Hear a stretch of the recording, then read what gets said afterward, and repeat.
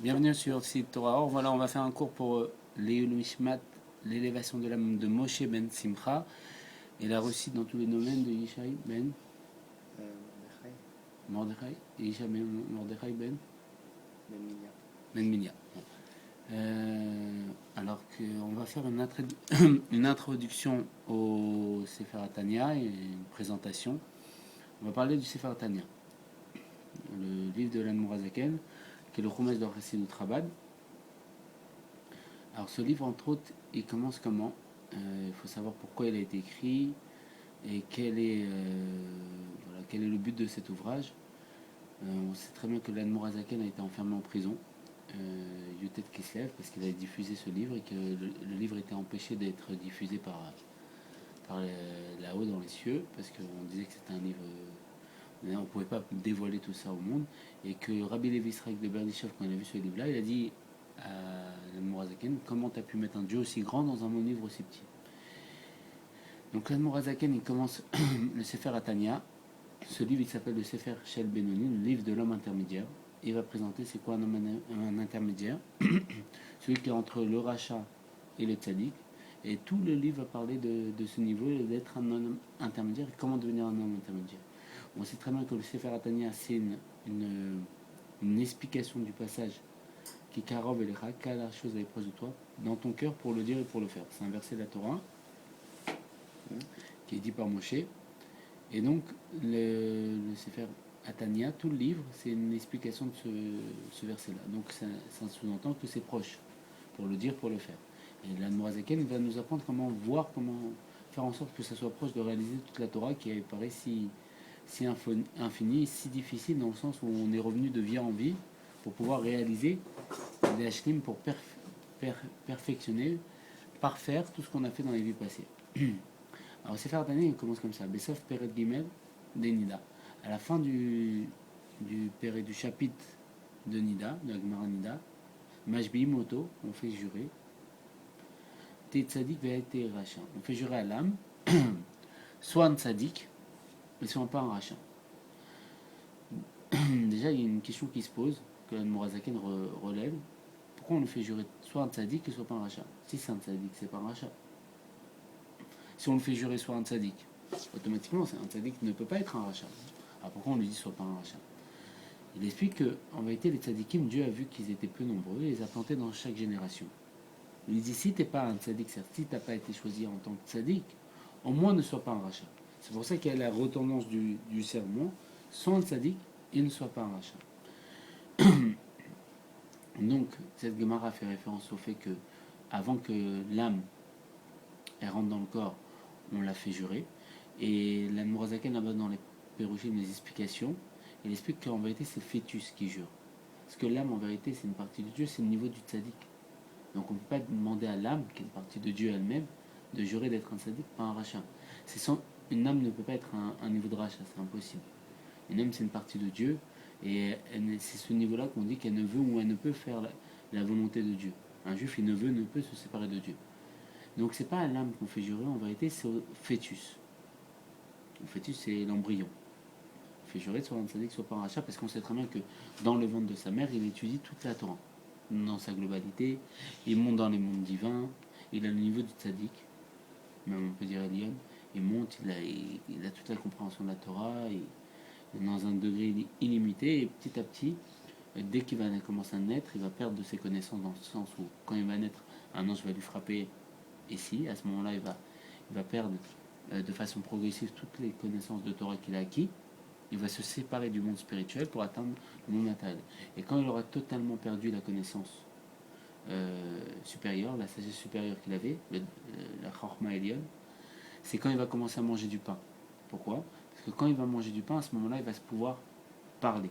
Parce que le pain représente la Chorma, la sagesse tartonne, la sagesse inférieure. Dès qu'il va communiquer, dès qu'il va parler avec le monde, il va communiquer avec ce monde, il va perdre la compréhension du monde supérieur, c'est-à-dire le monde dans lequel il était avant, c'est-à-dire le monde des âmes. Donc qu'est-ce qui se passe? Il explique comme ça qu'on le fait jurer soit un tzaddik, soit pas un rachat. Et il nous ramène un passage où il nous explique que Rava, un très grand sage de la Gemara, qui dit à un moment de lui, Anna Benoni. Moi, je suis un Benoni, un homme intermédiaire. Et Abaye dit, maître, tu laisses la vie à plus personne. Tout le monde est mort. Tu laisses à personne de vivre. Pourquoi? Parce qu'on sait très bien qu'il y a marqué que les Réchaïm, les mauvais, les impies, ils sont appelés morts de leur vivant. Alors, si Rava, qui était un sage tellement extraordinaire, qu'on dit sur lui que le Malar Amavet, l'ange de la mort, il ne pouvait pas le saisir. Pourquoi? Parce qu'il s'empêchait jamais sa bouche ne s'empêchait jamais de dire des mots de Torah, que l'ange de la mort lui-même n'avait pas d'emprise sur lui. Comment lui-même il peut dire que c'est un Benoni? Si lui c'est un Benoni avec son niveau à lui, son élévation particulière, tellement élevée, on comprend la question d'Abaye. Si toi t'es un Benoni, nous tous on ne peut pas vivre, on peut dire des Réchaïm à côté de toi. Donc, qu'est-ce qui se passe? Et c'est quoi le Benoni? Comment Rava, qui est un sage si élevé dans toute la Torah, dans toute la Gemara, on le voit, comment lui il a pu croire qu'il était un Benoni? Comment il a pu se tromper sur lui-même? C'est quoi un Benoni? Parce que si on regarde, parce que comme dit l'Admorazaken, la Torah est riche dans des endroits et pauvre dans d'autres. Si on regarde selon la Gemara le Benoni c'est quoi? C'est quelqu'un qui quitte au jugement. Il y a un jugement. On voit celui qui a tort dans le jugement, ça s'appelle un rachat. Et pour l'idée générale du peuple, du monde, un rachat c'est quelqu'un qui a moins de misot, moins de bonnes actions que de bonnes actions. Un homme intermédiaire pour la vision du monde et selon la Gemara, dans son sens simple, c'est quelqu'un qui a égalité. Et le tzaddik, c'est celui qui a plus de bonnes actions que de misot, que de fautes. Et on voit que la Morazaken va nous expliquer. Il va nous expliquer tout de A à Z. Il va nous expliquer tout. C'est comme si nous, on était en train de piloter l'ordinateur. L'ordinateur, c'était notre vie. Et la Morazaken va nous expliquer comment ça se fait que quand on tape sur entrée, ça valide entrée dans l'ordinateur. Comment ça fonctionne, comment ça marche au-dedans de nous. Pourquoi quand je lève ma main, ça a telle direction, telle orientation. Pourquoi en moi, des fois, j'ai des mauvaises pensées. Pourquoi j'ai des bonnes pensées. Qu'est-ce que j'ai en moi? 10 forces, les 10 forces de l'âme. Et il y a son parallèle, les 10 courants d'impureté. Il va tout expliquer dans le monde derrière. Tout ce qui est caché, il va nous révéler tout ce qui est caché, les mondes cachés. L'intériorité de notre être infini. Il va tout dévoiler. Et le fait qu'il va tout dévoiler, on va tout comprendre. Et on va pouvoir vivre en harmonie, on ne sera plus dans l'obscurité, et donc on ne pourra plus trébucher. On sera dans une lumière.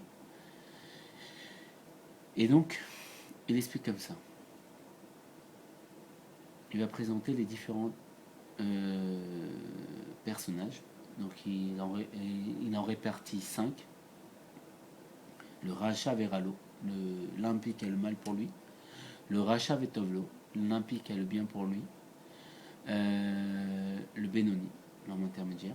Le Tzadik Veralo et le Tzadik Vetovlo. Le Tzadik qui a le mal pour lui et le Tzadik qui a le bien pour lui. On va présenter je ne sais pas dans quelle œuvre il fait l'Admorazaken, mais il me semble comme ça, du bas vers le haut. Racha Veralo, c'est quoi? Le mauvais qui a le mal pour lui. C'est quelqu'un qui fait volontairement ce que Dieu lui interdit de faire, dans le sens où, bien sûr, le rabbi va nous dire que dans notre génération, on n'a plus vraiment des comme ça. Pourquoi? C'est quelqu'un qui connaît toute la Torah, qui a une connaissance infinie de la Torah. À l'image que le Rambam, Rabbi Moshe Maimonides, que plus il étudiait la Torah, plus il grandissait dans son humilité. Et à l'inverse d'Hippocrate, plus il grandissait dans son connaissance, plus il grandissait dans son orgueil. C'est que plus on se rapproche de Dieu, plus on devient humble. Et ça, c'est lié aux Juifs, à l'inverse des goïms. Qu'est-ce qui se passe? Un Racha Veralo, c'est quelqu'un qui connaît toute la Torah. Il sait que Dieu, c'est la vérité, mais malgré tout, il veut faire à l'inverse. Ça, il fait exprès. Il fait contre Dieu. Il fait exprès de faire contre Dieu. C'est quelqu'un qui, voilà, tu me dis de ne pas faire ça, je veux faire ça. Je fais parce que tu m'as dit que tu ne veux pas faire.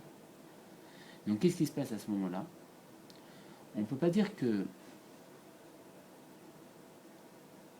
qu'il ne soit pas vitalisé par Dieu. Dans le sens où que si c'est Dieu qui vitalise toute chose. Alors qu'est-ce qui se passe? Le bien s'enlève de sa personne. En lui, il n'y a que du mal. Et le bien le vitalise de l'extérieur. Peut-être on va présenter les forces de l'âme. Ça nous ah oui, l'Admorazaken déjà, avant de présenter ça, je pense qu'il présente les forces de l'âme. Pour pouvoir comprendre ce sujet. On va présenter. Il y a 5 niveaux de l'âme. Et il y a 10 forces de l'âme. Les 5 niveaux de l'âme, c'est quoi? Il y a le nefesh. Nefesh, c'est quoi? C'est la force végétative de l'être. Par exemple, le fait que je bouge ma main, c'est lié à mon nefesh. Mon nefesh, c'est celui qui va m'informer quand il faut que je bois, quand il faut que je mange, qui fait froid. C'est le physique. Ouais, physique. Alors, bien sûr, tous les niveaux sont dans tous les niveaux. Les âmes qui vont être liées au nefesh.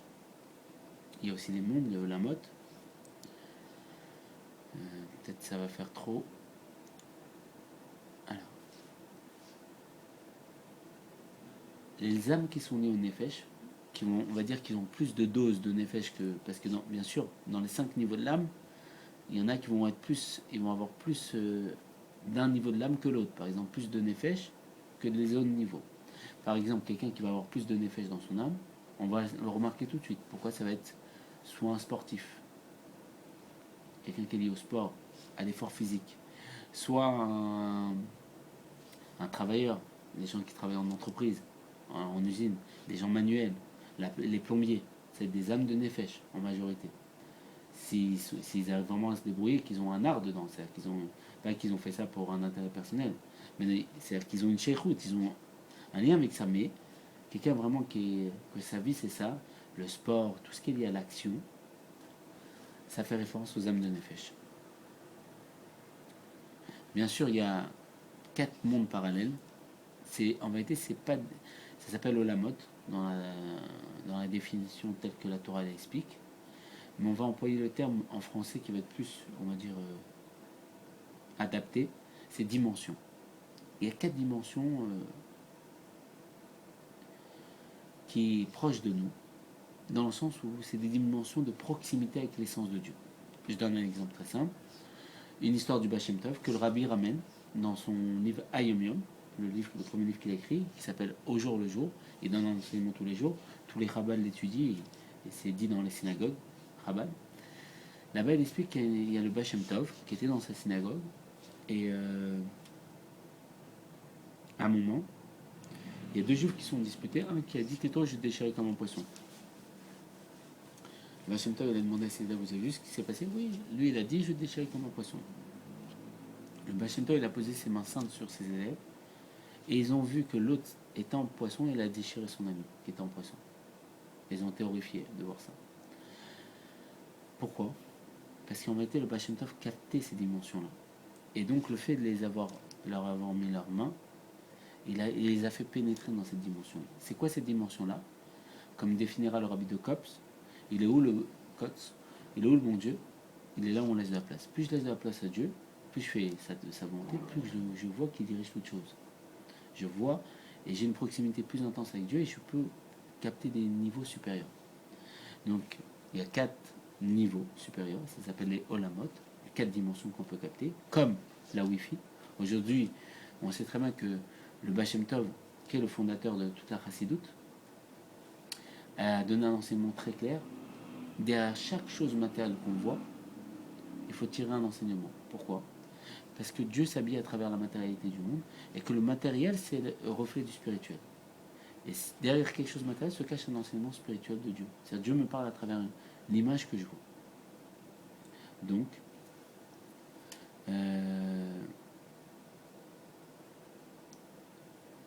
il va falloir comprendre, comme il y a la Wi-Fi matérielle, c'est quoi la Wi-Fi?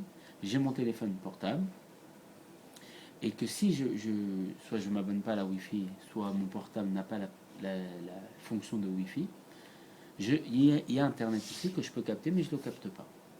Pareil, Dieu il a mis un réseau. Ce réseau s'appelle Akdusha. Il y a le réseau SFR, dans la matérialité du monde, le réseau Bouygues, comme tous les réseaux qu'on connaît, et il y a le réseau de l'Akdusha. Ce réseau-là est on va dire, et ce réseau-là peut le capter le peuple juif en haut débit. C'est de la meilleure façon, avec le plus de débit et le plus de puissance. En 4G, dernière génération, exactement. Alors les goïms peuvent le capter en 7 degrés, parce qu'ils ont 7 misotes, les 7 misotes de Bnei Noir. Misva, il ne faut pas oublier les klalim, les généralités. Misva, ça vient du terme, comme il a dit le Baal Shem Tov, de Safta en araméen. Safta, c'est un lien. Donc je me lie avec le réseau. 7 chemins de se lier pour les goïms, 613 pour le peuple juif, plus les 7 des Rabbanim, 620. 620, l'Admorazaken va nous dire ses valeurs numériques Keter, couronne, c'est la possibilité d'élire Dieu en tant que roi. Et donc, quand je fais les 113 misot plus les 7 des Rabbanim, j'élis Dieu en tant que roi. À ce moment-là, le roi se dévoile à moi et me dévoile que c'est lui qui gouverne le royaume. Alors, il y a ce réseau-là. Le réseau qu'on voit, qu'on capte malgré nous, s'appelle Asiya, le monde matériel. Asiya, terme tout simple, c'est action. C'est le monde de l'action. Ce monde, c'est un monde d'action. On dort, on se lève, on va travailler, on va prier, on va ceci. On est toujours dans une action. Toujours en train de faire quelque chose. Ce monde nous demande tout. Même le fait de se reposer, c'est une action. Je me suis reposé. J'ai fait ci, j'ai fait ça. On m'a demandé, j'ai répondu. C'est le monde de l'action. L'action, c'est quoi? C'est faire résider Dieu, Bétartonim au plus bas, parce que Dieu il a une tava, un désir, d'avoir une demeure, Bétartonim au plus bas, et ça sera la vie de la Chassidut Rabbad, de pourquoi Dieu il a créé le monde. Dieu il a une tava, un désir, de résider Bétartonim au plus bas. Le plus bas pour Dieu, c'est appelé l'action. Kulam Bechorma Sita, il a tout fait par sa sagesse, et sa sagesse pour lui, c'est déjà une action. Le niveau le plus haut pour nous, qui est sa sagesse, c'est une action pour lui. Donc tout ce monde, c'est l'action de Dieu. Et en faisant des actions dans ce monde-là, on va faire résider Dieu. Donc il y a ce monde-là, et il y a le parallèle de ce monde-là en spirituel. Ça s'appelle Asiya spirituel. D'accord? Je donne un exemple très simple. Si le bon Dieu, il enlève mon âme, et il a méché quelqu'un d'autre, je vais croiser quelqu'un à qui je dis bonjour, au revoir, il va croire que c'est moi. Mais si je veux voir ma mère ou ma femme, elle va parler 10, 20, 30 secondes avec moi, alors que c'est pas moi. Comment c'est possible? Il y a une intériorité, il y a une extériorité. Il y a une profondeur, il y a une superficialité. Il y a quelque chose qui est vrai au-dedans de moi et quelque chose qui est secondaire, qui est faux, qui est un voile, si on peut dire, dans une façon de voir. Il y a l'âme et le corps. L'intériorité, c'est l'âme, ce qui est caché, ce que les personnes qui me connaissent, qui sont intimes avec moi, connaissent, mes vêtements intérieurs, ma pensée. Et il y a mon extériorité, ma parole et mon action. C'est ce que le monde voit et ce que le monde ressent et avec quoi je corresponds, je dialogue avec le monde. Le superficiel. Après, il y a un niveau plus haut. Ce niveau plus haut s'appelle Yetzira. Yetzira, c'est le monde du Yetzer. Yetzer Hara, le mauvais penchant, Yetzeratov, le bon penchant. Dans le monde de Yetzira, bien sûr, ce monde-là, il est majoritaire de mal. Il y a plus de mal que de bien. C'est quoi le mal? C'est cacher la présence de Dieu. Dans ce monde-là, on voit bien qu'on cache la présence de Dieu, donc il est majoritairement de mal. Parce que cacher la vérité, c'est ça le mal. Cacher que tout est Dieu, c'est ça le mal. Le monde de Yetzira, il y a moitié de bien, moitié de mal. Il y a la possibilité de cacher ou pas cacher. Ce monde-là, c'est appelé le monde des paroles. C'est le monde du Yetzer, du dessin. Où l'âme commence à prendre son dessin. Avant que l'âme pénètre dans ce monde, par exemple, on n'aura pas de goût et de couleurs différents. Elle sera liée à l'intellect. On donne un exemple très simple. Dans le monde où le Baal Shem Tov a mis ses mains et que les personnes ils ont vu que la personne était en poisson, il a déchiré, ça s'appelle le monde de Yetzira. Si on captait tout de suite, si le Baal Shem Tov viendrait, ou si le bon Dieu me ferait capter le monde de Yetzira, tout simplement, là, le fait que je dis Baal Shem Tov, je verrai le Baal Shem Tov dans le monde, parce que matériellement, je l'ai dit, il apparaîtrait. C'est le monde où toutes les paroles créent. Et toutes les paroles des personnes qui sont émises, je les percevrai. Ce niveau-là est lié Alors on a expliqué le niveau de Nefesh, l'âme liée à l'action, qui fait référence aux sportifs, qui fait référence aux gens qui sont liés aux travaux manuels. D'accord. Partie végétative, manger, boire, c'est comme si on peut dire la dimension la plus basse de l'être humain, la dimension qui ressemble le plus à l'animal. Parce que comme on sait, la moitié du haut vers le bas, on est humain. À l'inverse de Moshe, que la moitié du haut vers le bas, ici il est divin, Isha Elohim, et en bas il est humain. Et nous, c'est l'inverse. D'ici à ici, on est humain, et en bas on est animal. Le niveau des pieds de l'individu, qui est le niveau le plus bas, parce que le pied c'est la partie la moins sensible de l'être, c'est lié au nefesh, c'est la force d'action. Le pied, là, il fait quoi je lui dis de marcher, il marche. Et sur lui, il supportait tout le poids de ma vie.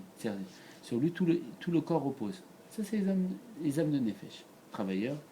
Et le monde d'Assia, ce monde qui cache complètement la divinité, comme le talon, comme dira le Rabbi Rayatz, que si on doit mettre quelque chose dans de l'eau bouillante, on ne va pas mettre notre tête. On va mettre notre talon, parce que c'est la partie la moins sensible du corps. Un niveau plus élevé, Yetzira, on a défini moitié de bien. Ça fait référence à la parole. Je peux dire des choses bien ou mauvaises, d'accord. Là-bas, le niveau de l'âme, ça s'appelle Roar. Roar, c'est quoi? C'est la partie émotionnelle de l'être. Comme on sait très bien, c'est connu, les goûts et les couleurs, ça ne se discute pas. Chacun, on a des goûts et des couleurs différents. Pourquoi? Parce que l'âme, quand on va s'habiller, bien sûr, l'âme, elle part du niveau. Parce que là, on est en train d'expliquer qu'est-ce qui se passe. On explique du bas vers le haut. Bon, à ce qui est rapporté, Dieu il a voulu comme ça. L'âme, quand on l'a fait jurer, d'être un tzaddik qui sort par un rachat, au fœtus, l'âme elle descend des mondes spirituels, du niveau le plus élevé de la proximité avec Dieu, où elle jouit de la délectation de Dieu, jusqu'à ce monde le plus inférieur, jusqu'à venir comme être enfermée dans un sac, comme le fait qu'elle soit dans le talon, à faire une action, ça c'est tout à fait négligeable pour elle. C'est vraiment le plus bas des bas. Parce qu'elle contemple l'infini. Niveau de rouard, c'est les goûts et les couleurs. Qu'est-ce qui va se passer quand notre âme va s'habiller dans les goûts et les couleurs? Ça va dessiner notre être. La différence. Comme on sait, on a tous des visages différents parce qu'on a des goûts et des couleurs différents. Et on a une réflexion différente. Un niveau plus élevé s'appelle l'âme à Bria. Bria, c'est quoi? C'est création. On sait très bien que le rabbi, quand il se faisait accompagner par son secrétaire au OL pour aller voir son beau-père, son secrétaire qui l'accompagnait, il s'empêchait de penser. Pourquoi? Parce que dès qu'il pensait à quelque chose, le rabbi lui répondait, il lui donnait la réponse avant qu'il lui dise. C'est un niveau plus élevé. Ce Olam Abria, c'est quoi? On voit toutes les pensées. On voit ce qui est caché. Il y a des gens de nos jours qui arrivent à Oui. ce niveau. Le rabbi, même plus que ça, le rabbi. À part les gens qui La Baba Saleh, par exemple, Baba Saleh, il arrive à ce niveau et même plus que ça. Actuellement. Actuellement, je sais pas. Est-ce que tu penses que ça existe? Il n'y a pas beaucoup, il n'y a pas de. Tellement Dans rare. notre génération, il n'y a plus de sadikim en majorité. Mon Rav, il dit comme ça. Non, c'est vrai que j'ai vu qu'il y a 18 000 sadikim dans chaque génération On dit qui qu'il y a 36 contemplent. aussi. Il y a 36 sadikim cachés. J'imagine que c'est sûr qu'ils voient ça. Il y a 18 000 sadikim qui contemplent Dieu à travers une baie vitrée. Il me semble. Je sais pas, j'avais vu ça. Sadikim. Il me semble, je sais pas. C'est Sadikim comme d'après le Tania ou c'est Sadikim Alors non, tzadikim, il y a plusieurs tzadikim. Veralo, Vetovlo.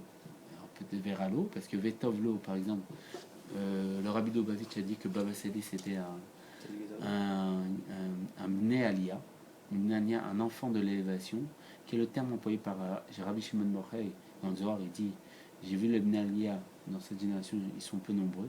S'il y en a un, c'est moi. Et le rabbi, quand il écrivait avec Abba Saleh, c'est celui à qui il a donné plus de kavod, d'honneur, il a pris le terme de Bnei Aliyah, un tzaddik parfait, le niveau le plus haut des tzaddikim. Tzadik Vetavolo, c'est ça? Tzaddik Vetom, tzaddik Gamo, exactement. Bnei Aliyah. Un niveau sans aucune commune mesure, Abba Saleh. Pleurer pour avoir la barbe. Ah bon? Ah, bien sûr, il pleurait pour avoir la barbe. Il était un berbe et il a eu la barbe. Ce que j'ai entendu, j'ai pas vu ça marqué, mais c'est quelque chose de connu, il me semble. Je sais pas. Et bon, ça dévie un peu, mais la barbe, c'est vraiment important de la garder. Ça permet de faire pénétrer les forces extérieures à l'intérieur. C'est ce qui permet. À l'image de la barbe, c'est quoi le schéma de la barbe? Les cheveux, ça pousse du bas vers le haut, ça fait référence à l'orgueil, comme le feu qui s'élève. La barbe, ça pousse du haut vers le bas. C'est l'humilité. C'est le fait de se soumettre. Donc de laisser pénétrer. Comme l'eau qui descend d'un niveau haut vers le bas. Donc ça fait pénétrer ce qui est caché à l'intérieur. La sagesse. Ça fait référence à un niveau qui s'appelle les forces intérieures. On allait y venir. C'est les forces intérieures de l'être. Ça fait pénétrer les forces extérieures de l'être dans l'intérieur. Donc effectivement, ça fait pénétrer, ça capte un réseau et ça fait pénétrer des forces infinies dans l'être. D'accord. Est-ce qu'il y a, c'est quand même il y a quelque chose si on laisse la barbe pousser, mais on la taille? Est-ce qu'il faut la laisser entièrement comme tous les rabats? Ça va pénétrer, Est-ce que ça va pénétrer mais aussi? pas totalement. D'accord. C'est assez sûr que entre eux être très rasé à blanc et laisser plus, on va plus se ressentir. Que s'il y avait rien, Mais donc il y aura un début de ressentiment d'un niveau de l'âme que je vais aborder, ça s'appelle Chaya, mais il n'y aura pas le niveau de Yechida. D'accord. On n'est pas encore. Donc, mais oui. Alors, on est en train de voir, donc le rabbi voyait les pensées. Donc il y a un niveau, bien sûr, tous ces niveaux que je suis en train de présenter comme Hachir va venir, on y aura accès, petit à petit. On va capter tout de suite, petit à petit, Yetzira. On va voir les paroles, on va être comme des fous. C'est-à-dire, je vais voir toutes les paroles du monde, et plus que ça, c'est que mes paroles, elles vont créer. Par exemple, je vais dire Bachem Tov, je vais voir Bachem Tov, je vais dire, est-ce que je peux étudier avec vous? Est-ce que ce sera gênant? On tremblera de dire Bachem Tov, parce que je vais déranger Bachem Tov à ce moment-là. Quand je veux le dire, je lui donnais la possibilité d'apparaître devant moi. Je veux dire, l'ouverture de la mer Rouge, je vais voir l'ouverture de la mer Rouge devant moi. Tout ce que je veux dire, pourquoi? Parce qu'on est une partie de Dieu. Et le Baal Shem Tov, il a dit lui-même que dans une partie de Dieu, dans le Keter Shem Tov, dans son livre, on ne peut pas dire qu'il y a moins de Dieu dedans. Dans une partie de Dieu, il y a Dieu entièrement. Et petit à petit, quand Mashiach va venir, on va débloquer le réseau, on va capter complètement. Et donc, on va capter notre potentiel, comme quelqu'un qui n'avait pas accès à Internet, il pourra capter Internet et pourra voir avec un iPhone le monde entier. Nous, on va être ces objets matériels. C'est qu'une préparation pour voir notre potentiel. C'est-à-dire que quand on parle au téléphone, aujourd'hui avec, comment ça s'appelle, un Bluetooth ou quelque chose, des oreillettes. Moi, j'ai jamais cru que ça existerait avant. Bien sûr. Et surtout, des fois, on voit la personne et on dit, mais il me parle ou il est au téléphone? On ne sait pas à qui il parle, parce que, et il parle à une autre personne. Mais on n'aura plus besoin de la matérialité. C'est-à-dire qu'on parlera à une autre personne au bout du monde sans Bluetooth. C'est qu'en vérité, toute la matérialité, c'est pour nous préparer à ce qui va se passer, tout le potentiel qu'on a. Donc, quand petit à petit on va monter, on va pouvoir voir nos paroles, voir les paroles du monde, créer avec nos paroles. Donc, on étudiera la Torah à l'image de la rencontre entre le Maggid de Mezrich et le Baal Shem Tov. Quand le Maggid de Mezrich, qui avait 5000 ou 500 questions contre le Baal Shem Tov, il a rencontré le Baal Shem Tov, à l'image des Lituaniens qui l'ont rencontré, qui pensaient que c'était quelqu'un d'un peu douteux, d'un faux Mashiach. Et quand ils ont vu le Baal Shem Tov, ils ont vu quelqu'un d'une élévation tout à fait de qui a émané la divinité. Dieu émanait de lui. Et quand ils l'ont vu, ils n'avaient plus de questions. Et il dit, vous, votre Torah, c'est une Torah de l'intellect, moi, ma Torah, c'est une Torah du cœur. Et le Maggid de Mezrich, lui aussi, quand il l'a vu, il a vu un ange, il n'avait plus de questions. Quand on voit un ange, on voit le rabbi, on voit... C'est vrai que des fois, tu vois des grands rabbinim, tu te dis... plus de questions. Qu'est-ce que tu vas lui poser comme question? C'est l'évidence, on voit le dévoilement de Dieu devant nous. On voit le dévoilement de Dieu dans un corps. Comme il disait le rabbi, Asmut Umaut, l'essence de Dieu est Orgoufa à travers un corps. C'est le dévoilement. Il a dit le rabbi, un rabbi c'est Asmut Umaut, c'est l'essence et la source de l'essence, si on peut dire, dans un corps. Il dit ça, je l'ai vu nulle part, mais c'est un erguesh, c'est un sentiment. Celui qui veut me croire, il me croit, celui qui ne veut pas me croire, il fait comme il veut. Bon. Et alors le Maggid, le Baal Shem Tov, il a demandé enseignement à le Zohar. Le Maggid avait étudié tous les livres de profondeur de la Torah, tous les livres de Kabbalah. Il a commencé à lui expliquer le Zohar. Le Baal Shem Tov, il a dit c'est tout. Il est parti, il a jeûné. Il a travaillé, il s'est approfondi dans le Zohar. Il est revenu, il a réexpliqué. Le Shem Tov, il dit c'est tout. Il dit explique-moi, explique-moi. Quoi, c'est faux ce que je dis? Il dit non, c'est pas faux. Montre-moi. Le Shem Tov, il a ouvert le Zohar. Il a lu l'ange Michael, ou l'ange Gabriel, je sais plus. L'ange Michael est apparu. Quand Mashiach va venir, on va ouvrir des livres de Torah. On va lire ce qui se passe et ça va apparaître devant nous. C'est pour ça qu'on va délaisser toute la matérialité, les films, tout ce qu'il y a dans le monde, tous les plaisirs qui nous paraissent super extraordinaires dans le monde. On ne voudra plus aller au cinéma. J'ouvre un livre, je lis, et tout se passe devant moi. Je parle de Moshe Rabbeinu, Moshe Rabbeinu il apparaît. Ah Moshe, et je lui parle, je dis Moshe, j'ai pas compris ce passage, et Moshe va m'expliquer. Et en même temps, ils se font courir par les Égyptiens, et je vois tout se passer. Et je me vois moi, tel que j'étais, dans ma réincarnation, dans ma vie passée, avec Moshe. Ce sera un bonheur absolu. On sera délimité. On sortira d'Égypte. Égypte, c'est le terme Mitzarim. Mitzarim, c'est limite. On sortira de nos limites. Du fait qu'on ne capte pas les réseaux. À l'image que les tzadikim, il y a marqué qu'ils vivent l'Olam-Haba, le monde futur, de leur jour. Dans ce monde-là, ils vivent le monde futur. Et donc, ça c'est le monde de Yetzira. Le monde de Bria, comme on a dit, c'est le monde de l'intellect. Il y a plus de bien que de mal. Dans ma pensée, il y a plus de bien que de mal. Et qu'est-ce qui se passe? C'est le monde de la Neshama, l'âme. Neshama, et les âmes qui sont liées au roi, par exemple, aux âmes qui sont liées au goût et aux couleurs, aux émotions. Bien sûr, dans le monde de Yetzira, il y a les ophanim, les anges qui disent dans le passage de la prière, quand on dit Kadosh Kadosh Hashem Sebaot, après on dit Baruch Hashem Kevod Hashem. Voilà, Baruch Kevod Hashem, béni soit ton honneur Hashem dans ton endroit. C'est les ophanim qui disent ça, et ils brûlent d'émotion quand ils disent ça, parce que c'est des anges émotionnels. D'accord? Les anges, les âmes qui vont plus avoir de doses de roi dans leur âme, tout ça c'est expliqué dans mon Rav, il avait étudié, c'est dans le livre de l'Anne Amsei, Derech Chaim, le chemin de la vie. Il explique tous les olamot, tous les mondes, et il nous fait comprendre de quel monde on vient. Et on est attaché à quel niveau de l'âme. Il nous explique tout ça dans les profondeurs. Et donc, les âmes qui sont liées au roi, c'est des âmes qui vont être plus émotionnelles. Par exemple, les artistes, les peintres, des artistes, c'est des âmes de Yetzira, des âmes de roi. Les travailleurs. De bien que de mal, c'est ça. Égalité de bien et de mal. Autant ils peuvent être des artistes pour faire des bêtises monstres, ils peuvent être des artistes pour faire des très belles choses. C'est artistes, c'est tous ceux qui ont un goût comme ça. C'est les gens, les designers dans la mode, les peintres à succès, les chanteurs, les compositeurs. Tout ça, c'est des gens qui sont liés au Lama Yetzira. C'est pas dire qu'ils n'ont pas les autres mondes. Tout est dans tout, ils ont tous les niveaux.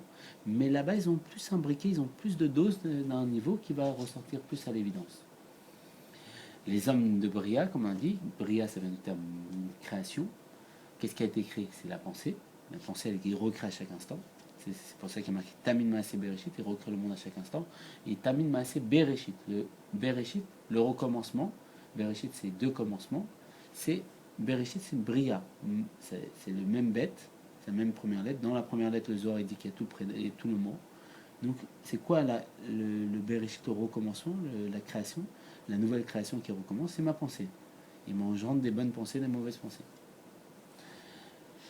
Ce monde-là, ça fait référence à la Neshama. Et c'est quoi ce monde-là? C'est les âmes qui sont attachées à ce monde-là et qui vont avoir plus de doses de Neshama, c'est des scientifiques, des penseurs. Albert Einstein, ceux qui étudient la Torah, tout ça, qui aiment que la Torah, qui étudient, des cerveaux froids, qui sont là pour étudier profondément, s'approfondir dans le texte. Les avocats, les docteurs, tous les gens qui sont... Ça ne veut pas dire qu'un docteur, il peut venir, il peut être aussi... Tu comprends pas, c'est pas obligé, mais grosso modo, les gens qui sont très intellectuels, c'est les âmes de Neshama, donc des âmes de Bria. Ça va? Alors ça, c'est appelé les forces plémi, profondes, intérieures.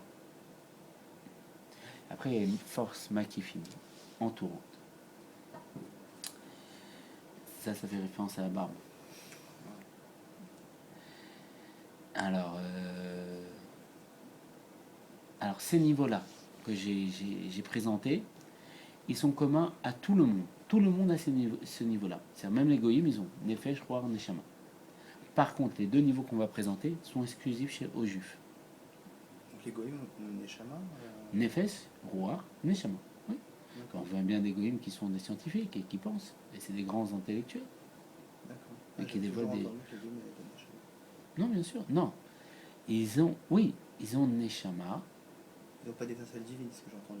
Non, ils ont... s'ils n'ont pas d'étincelle divine, ils existent indépendamment de Dieu. Tout est Dieu. Donc dans toute chose, il y a une étincelle de Dieu. La particularité du juif, on l'a expliqué au début. Eux, ils peuvent capter 7 niveaux.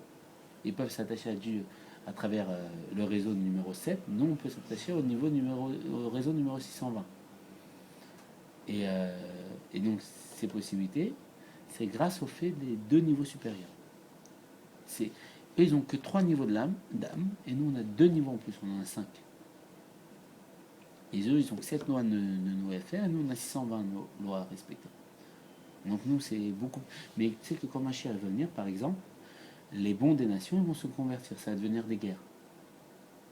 Et nous, on va passer à un niveau supérieur, on ne sera plus simplement des juifs, on va dire, dans le niveau de Rachav et Tavlo, quelqu'un qui n'est pas... Par exemple, moi, mon niveau, c'est Rachav et Tavlo. Quelqu'un qui c'est-à-dire que des fois, il fait des fautes, mais il veut faire le bien, il veut devenir meilleur, il veut devenir un Benoni, il veut devenir un tzaddik, mais des fois, il tombe, il trébuche. J'aimerais que Dieu il fasse en sorte que j'ai une âme de tzaddik pour devenir un tzaddik, mais Dieu il a voulu que je sois comme ça. Qu'est-ce que je peux faire? Et quand Mashiach va venir, je vais m'élever, je vais devenir un Benoni, après je vais devenir comme toi, comme tout le monde, tous les juifs, et après je vais devenir un tzaddik. C'est pour ça qu'il est marqué dans la Mishnah, Kulam tzaddikim. On va devenir un tzaddik, on va rentrer dans les niveaux qu'on va présenter, les 2 autres niveaux de l'âme, donc les makifim, les niveaux qui entourent. Tout est fait de lumière qui pénètre, et puis une lumière qui entoure. La lumière qui pénètre, elle est limitée, la lumière qui entoure, elle est illimitée. Par exemple, la lumière qui pénètre, ça s'appelle Memale Kohalalmin. La Memale, c'est pénétrer, Memale, Kohalalmin, tous les mondes. Ça fait référence à ce qui est conscient chez nous. Par exemple, tout ce que la mémoire est sélective, tout ce que j'ai fait dans ma vie, dont je me souviens, ça s'appelle Memale Kohalalmin. Par exemple, tout ce que j'ai fait dans mes vies, dont je ne me souviens pas, ça s'appelle Sovev Kohalalmin, la lumière qui entoure les mondes. Par exemple, j'ai oublié peut-être que quand j'étais petit, je me suis brossé les dents à telle heure. Je me souviens plus de telle heure. Ma mémoire, elle a oublié ça. Mais un niveau dans mon être qui se souvient de tout. Qui j'ai été dans mes vies passées, un niveau dans mon être qui se souvient de tout. Ça s'appelle les forces entourantes. Et ça, c'est commun en juif. Les non-juifs n'ont pas. Et donc, quand on arrive au niveau de Sadiq, on peut débloquer tous ces niveaux-là. Les juifs, ils n'ont pas de gilgoul. Si, ils peuvent avoir des gilgoulim. Il y a marqué que si un juif fait des fautes, il va se réincarner en tant que... La Rizal explique en tant que minéraux. Après, il ne va pas passer tout de suite par la grande porte. Après végétaux, après animal, après goy, et après il va devenir un guerre, et après un juif. Il refait tout le cycle. Parce que comme il était d'un niveau tellement haut, parce que l'exemple en Chassidut, c'est qu'une pierre, plus elle est élevée, plus elle peut tomber bas. Comme il était tellement haut, il est tombé si bas.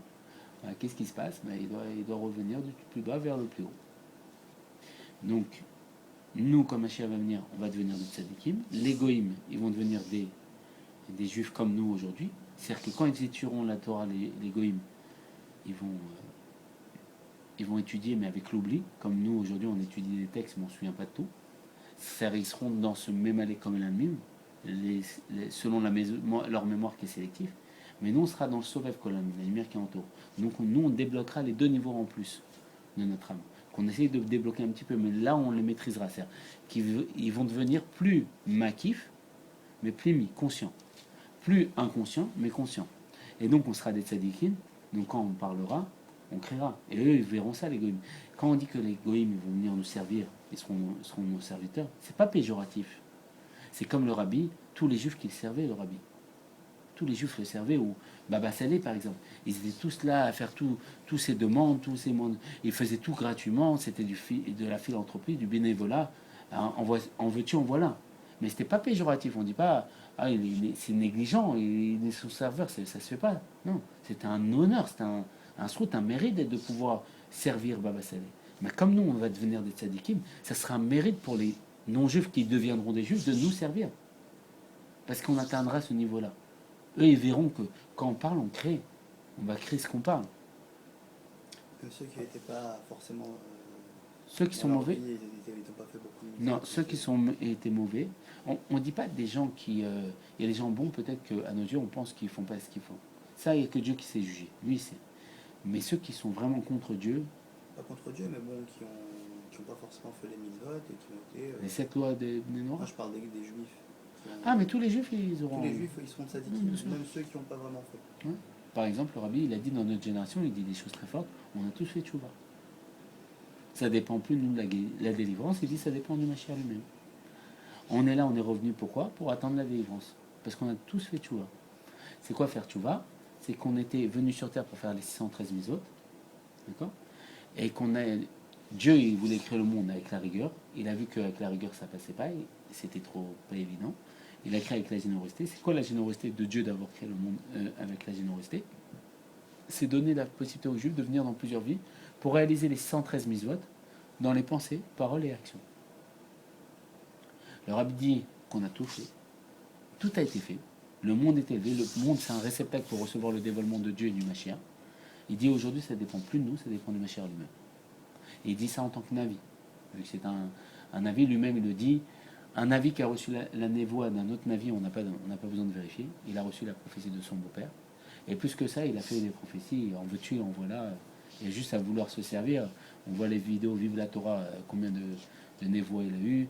Le fait qu'il a dit qu'il y a 37 scuds qui allaient tomber en Israël. Il dit 37 missiles, il n'y aurait pas un mort. Et les journalistes, il y avait des masques. Il dit qu'il ne faut pas mettre des masques, ça ne sert à rien. Bon, voilà. Il dit à Ariel Sharon, ne prends pas ton avion. Il va être détourné. Il y a juste à s'asseoir et regarder. Et donc, qu'est-ce qui se passe? Lui, il a dit qu'on a tous fait, tu vois. Il dit ça en tant que Navi. On a tous fait. Donc aujourd'hui, ça ne veut pas dire qu'il faut se reposer sur notre laurier et plus rien faire. C'est ce que j'avais posé comme question. Non, aujourd'hui, il faut se préparer à être apte à recevoir le dévoilement qu'on va avoir. Aujourd'hui, il faut étudier dans le sens où il y a marqué, par exemple, dans Ayumium, on va reciter ce livre, que comme on marchera sur le sol quand Mashiach viendra, le sol il va crier. Et la branche elle va lui répondre. Il va dire, de quel droit tu marches sur moi? Sans dire des mots de Torah. Moi j'étais créé depuis le début de la création, depuis 5774 ans, pour que toi tu me dis des mots de Torah. Et les gens ils marchent sur moi. Et toi tu as la possibilité de dire des mots de Torah et tu dis pas des mots de Torah. Si j'étudie pas la Torah et ça se passe, je peux avoir une crise cardiaque.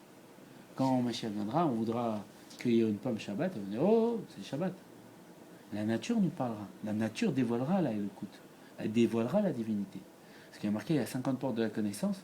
Et dans ces 50 portes de la connaissance, par exemple, ceux qui avaient acquis ce niveau-là, par exemple, comme Moshe Rabbeinu, qui était à la 49e porte de la connaissance, et qu'à la fin, le Zohar dira qu'il est parti sur le mont Nebo. Nebo, c'est Nunbo. Il est à la 50e porte de la connaissance. Là-bas, dans ce niveau-là, il y a le langage de tous les éléments. Par exemple, le langage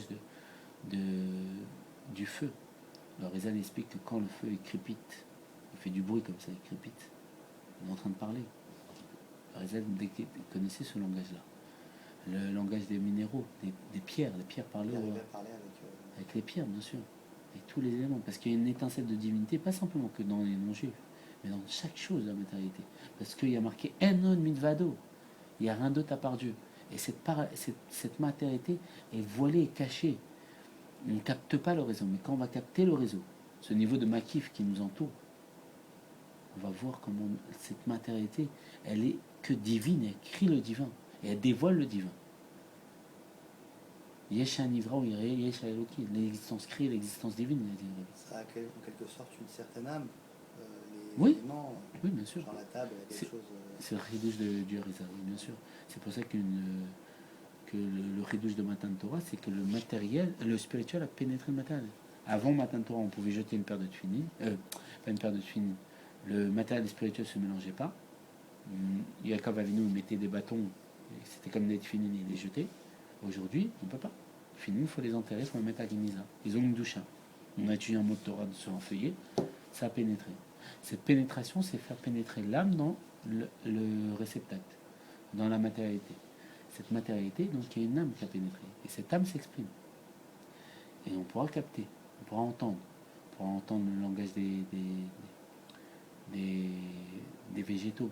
On dit que, j'ai entendu comme ça, on m'a raconté, j'ai pas vu marquer, que le rabbi Nachman de Breslev, il s'arrêtait, il écoutait pendant des heures la louange de tous les brins d'herbe pour Dieu.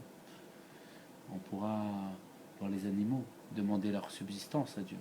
Comme on voit un chat des fois, qui fait un bruit particulier pour avoir sa subsistance. Il recoule, pour, je sais pas, il miaule pour qu'on lui donne à manger. Mais en réalité, il ne miaule pas pour nous. Nous, on croit que c'est nous qui demandons. Mais il demande à Dieu à ce moment-là. Parce que lui sait. On sait que les animaux, ils voient les anges, ils voient des choses qu'on ne voit pas.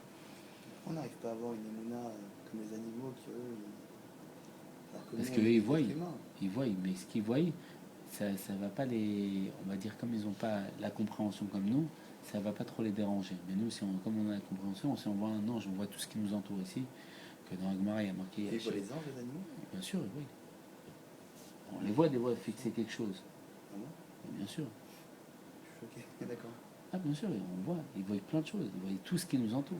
Il y a une immensité de choses qui nous entourent, mais on ne le voit pas de peur qu'on va faire. C'est pour ça quand les chiens ils aboient, peut-être qu'ils ont vu quelque chose de particulier. Ah oui, exactement.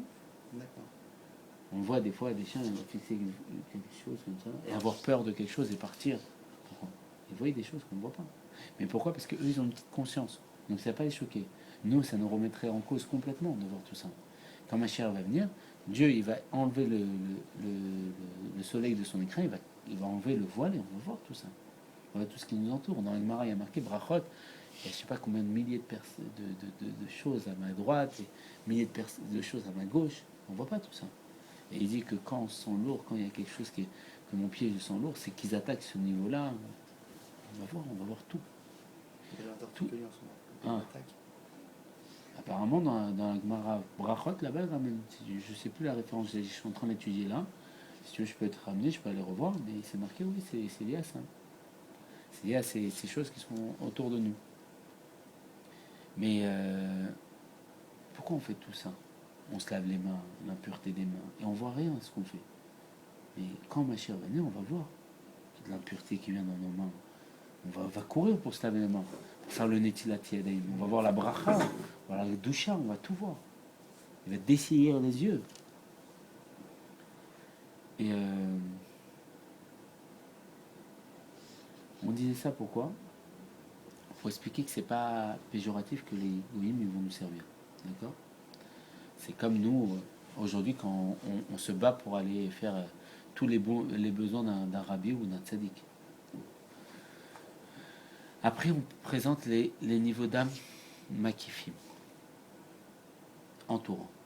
Et tout le travail, c'est de faire pénétrer ces niveaux-là. Et l'outil de Torah Mizot, c'est de faire pénétrer ces niveaux-là. Et un non-juif ne peut pas faire pénétrer ces niveaux-là, il n'en a pas accès. Ils sont pas débloqués, excepté s'ils se convertissent. Comment ils s'appellent les deux niveaux différents de... Chaya et Chida. Alors, on a expliqué Racha Veralo. Maintenant, tout ça, c'était pour expliquer c'est quoi la différence entre un et l'autre. Racha Veralo, c'est quoi? Racha Veralo, un impie qui a le mal en lui. Lui, qu'est-ce qu'il a fait?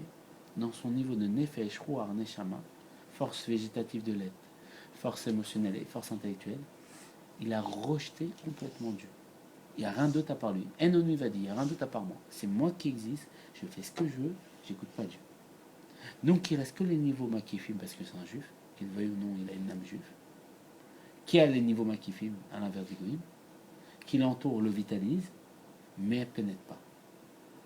Le bien est à l'extérieur et il n'y a que le mal à l'intérieur. Nous, continuellement, on fait pénétrer du bien à l'intérieur. Par exemple, il y a marqué que quand on fait une mitzvah, on est au niveau d'Avram, Israël et Yaakov. Pourquoi? Parce que Avram, Israël et Yaakov, comment ils sont qualifiés dans la Torah? De markava, de char pour Dieu. Pourquoi l'exemple d'une markava, un char? Un char, c'est comme une voiture. Elle n'a pas de volonté propre. C'est-à-dire qu'une voiture, si je ne mets pas la clé pour démarrer, elle ne peut pas démarrer toute seule. C'est-à-dire que dès que je fais une mitzvah, à ce moment-là, quand je mets une pièce dans la tzedaka, c'est comme si Dieu mettait la pièce dans la tzedaka à ce moment-là. Pourquoi? Parce que Dieu m'a ordonné de mettre une pièce dans la tzedaka. Donc je deviens le véhicule pour Dieu. Donc je fais pénétrer les lumières entourantes, le bien, dans ma personnalité. Donc Dieu pénètre dans ma pensée, ma parole et mon action. Donc la pensée est liée à la neshama, on va les qualifier. La parole est liée au roi. Et l'action est liée au nefesh. Donc, pensée, parole et action, ça s'appelle les vêtements de l'âme. Comme on a des vêtements matériels, l'âme elle a des vêtements. C'est à travers quoi s'exprime l'âme. L'âme, le vêtement le plus on va dire intime, c'est la pensée. C'est comme par exemple quelqu'un qui est habillé en pyjama chez lui. Et la parole, ça va être comment il se présente à l'extérieur. Comment je parle, comment les gens ils vont penser sur moi. Des fois quelqu'un il parle bien, on peut penser que c'est quelqu'un d'extraordinaire. Ou quelqu'un qui s'habille en roi, on va croire que c'est un roi. Selon l'action et la parole, on va croire que je suis lié à ça. C'est comment je me dévoile à l'extériorité. L'action et la parole. Ça s'appelle le conscient. Voilà, je donne beaucoup d'informations, mais c'est toutes les bases, tous les clanimes, les généralités de tout le Tanya. Maintenant, on va présenter les niveaux supérieurs. Ruach, non. Chaya et Yechida. Chaya. Le nom de Chaya, c'est-à-dire la vie. Chaya, c'est la possibilité d'accepter des choses, avoir foi sur des choses que je ne peux pas comprendre. Les chokim de la Torah. Par exemple, mettre les tefilin, c'est incompréhensible. Mais n'importe quelle loi de la Torah est incompréhensible. Par exemple, mettre des boîtiers, que à l'intérieur des parchemins, qui soient carrés, noirs, et que ça va engendrer que ma tête elle va diriger mes émotions. On aura beau m'expliquer, oui, mais c'est sur la tête, dans tel endroit, et s'il y a marqué dans tel passage, c'est incompréhensible. On le fait pourquoi? Parce qu'on utilise un niveau en nous qui s'appelle la foi. C'est le fait que j'arrive à accepter que mon intellect ne peut pas tout comprendre. À l'image que Yirmiyahu, à l'époque, il étudiait avec un grec qui était très intelligent et qui voyait que Yirmiyahu, le prophète, était très intelligent. Il dit, mais comment tu arrives à faire des choses qui sont incompréhensibles? Et tout le problème des Grecs, c'était pas qu'on étudie la Torah, parce que apprendre des sciences, il n'y a pas de problème. Mais faire ce qu'on ne comprend pas, c'est pas possible. Et ça, c'est le secret comment le peuple juif a reçu la Torah. Matan Torah, Dieu nous a donné la Torah, comment? On a dit Naseh Vedishma. On fera et on comprendra. Pourquoi? Parce que si on cherche à comprendre avant de faire, on ne fera rien de la Torah. Parce que tout ce qu'on nous demande de faire, c'est incompréhensible. Même si là, on n'est pas Racham Mishpatim, et Mishpatim, c'est quoi? C'est les lois compréhensibles. Parce que c'est des choses tout à fait compréhensibles. Tu as volé, tu deviens esclave. Tu as abîmé un œil, on t'enlève un œil, c'est-à-dire on te fait payer le prix d'un œil en argent. Tu as cassé une dent, on te fait payer le prix d'une dent. C'est des lois compréhensibles. Mais même en vérité, quand on réfléchit profondément, ils sont compréhensibles. Pourquoi? Parce que le monde a été formé dans une compréhension de comprendre que ça c'était compréhensible. Parce qu'aujourd'hui, l'état d'esprit, mais à l'époque, de tuer, c'était. On ne trouvait pas si mal de tuer. Les gens, pour un oui ou pour un non, ils s'entretuaient. À l'époque, on trouvait ça des chokim, ce que nous on trouve aujourd'hui compréhensible. Parce que le monde a évolué et apte à, à recevoir le dévoilement de Mashiach. C'est les 7 lois que les goïms doivent respecter. Aujourd'hui, la conscience du monde trouve ça normal. C'est pour ça que Mashiach il est apte à être là. Aujourd'hui, on arrive à accepter que la Torah elle est logique, la science prouve que la Torah elle est vraie dans plus d'un des énormément de possibilités par rapport à des choses qui ont été marquées dans la Torah et qu'aujourd'hui on voit qu'avec la science on a démontré et qu'effectivement c'était comme ça et c'était marqué depuis des millénaires. Donc même s'il y a des lois mishpatim compréhensibles à l'intellect humain, quand on réfléchit profondément, c'est pas compréhensible. C'est en vérité une logique qui a été fabriquée par le monde que Dieu dirige. En vérité, rien n'est compréhensible. Mais ce niveau de Chaya particulièrement, il va faire des choses que lui, il ne comprend pas. Par exemple, Neshama, le niveau intellectuel, et que les Koïm, ils ont, c'est faire des choses que je comprends. Si je ne comprends pas, je ne peux pas faire. Le niveau de Chaya, on peut faire quelque chose qu'on ne comprend pas. Et ça, c'est comment en juif. Ça s'appelle le Kabbalata, de se soumettre à Dieu. C'est percevoir ce que je ne peux pas comprendre. Avoir foi sur des choses incompréhensible. Par exemple, on parle des niveaux de l'âme, c'est marqué nulle part, mais on a froid quand on étudie. Ça, là, à ce moment-là, on a fait un cours depuis le début, si on peut dire. Là, depuis le début, on a fait Nefesh, War, Neshama comme cours. Et là, le fait qu'on parle de Chaya, on est en train de faire un cours sur Chaya, on est en train de débloquer le niveau de Chaya en nous. Chaya accepte le niveau de notre Chaya, qu'on ne puisse pas comprendre, qu'on ne comprend pas ce qu'on ne comprend pas. Et c'est ça qui nous donne la Chayout. Elle fait son apparition dans le Olam Hatzilut. Alors, Olam Hatzilut, qu'est-ce que c'est? Hatzilut, c'est un terme eslo, proche de Dieu. Si on additionne le tzadik et le yud, ça fait Elokut, c'est divinité. Là-bas, ah oui, on a oublié de dire dans Bria, les âmes là-bas, les anges là-bas, ça s'appelle. On va faire un petit. Dans Yetzira, c'est le monde de la Mishnah. Bria, c'est le monde de la Gemara. C'est le monde où on capte la pensée. Parce que l'inverse, la Mishnah, la loi, elle est tranchée. Donc, majorité de bien et de mal. Ça, tu as le droit de faire, ça, tu n'as pas le droit de faire. Gemara, c'est la pensée. On comprend la pensée, pourquoi on fait. La halacha, ils nous font comprendre pourquoi. Ah, c'est parce qu'il faut faire, parce que le jour il n'est pas levé ou le jour il est levé. On comprend la kavana, la pensée.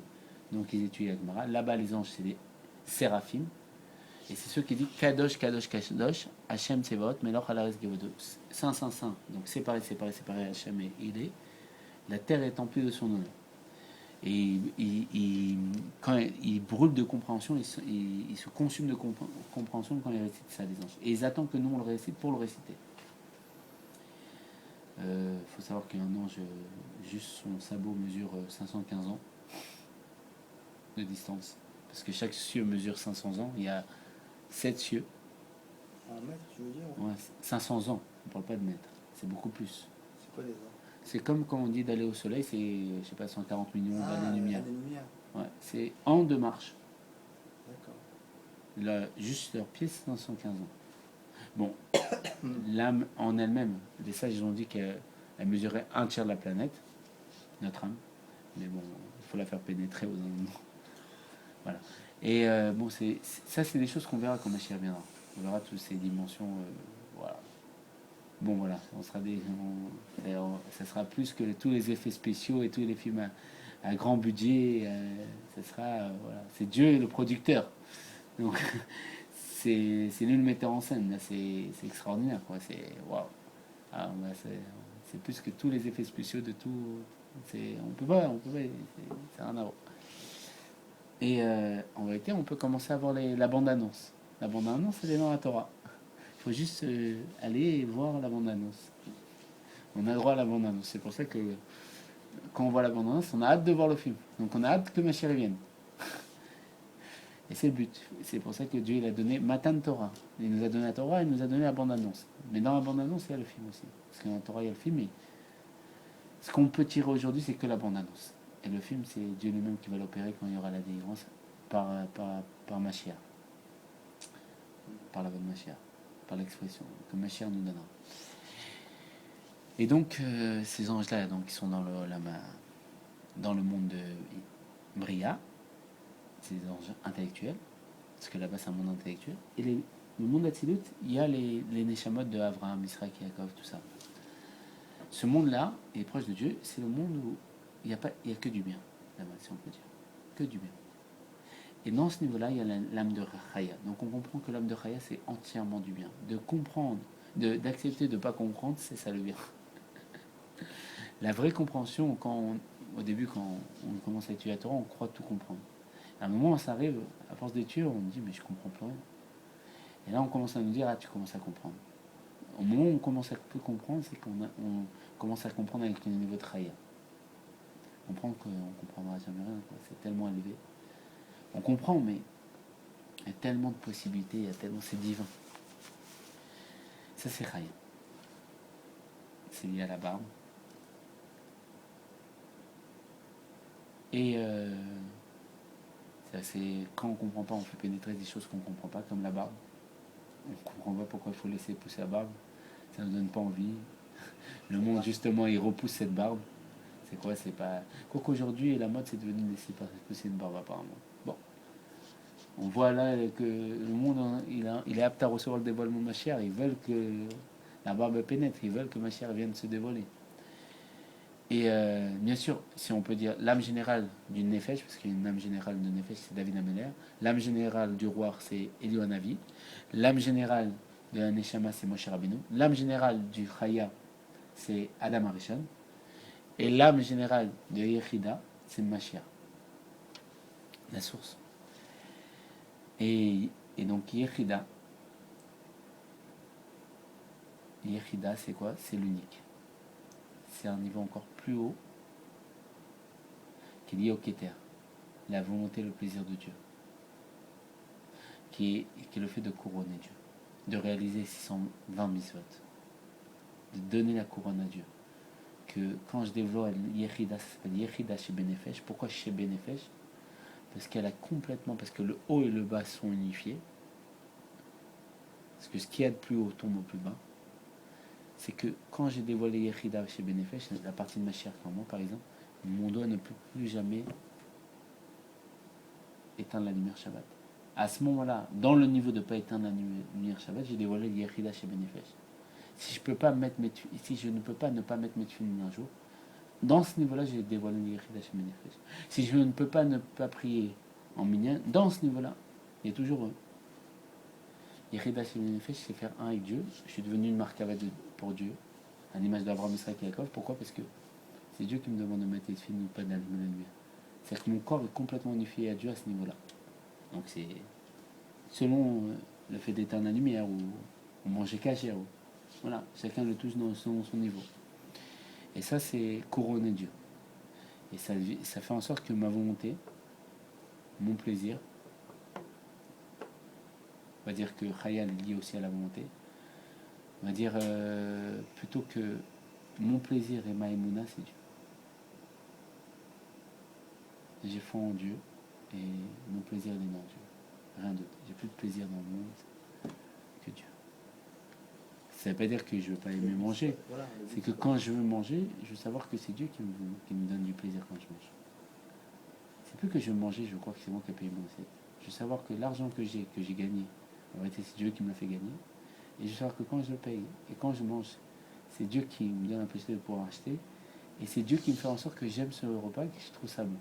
Et à travers moi, c'est Dieu qui mange. Et c'est Dieu qui a du plaisir. C'est notre vision des choses. Voir qu'il n'y a rien d'autre à part Dieu. Laisser pénétrer Dieu en moi, me mettre de côté, comme il a dit Rabbi de Kotz. Il est où mon Dieu quand on laisse de la place? Et à ce moment-là, j'observe que tout est Dieu. Et je suis que le véhicule, que le char à travers lequel Dieu s'exprime. Et donc c'est le plaisir. C'est s'effacer, le Kabbalatot, s'effacer devant Dieu.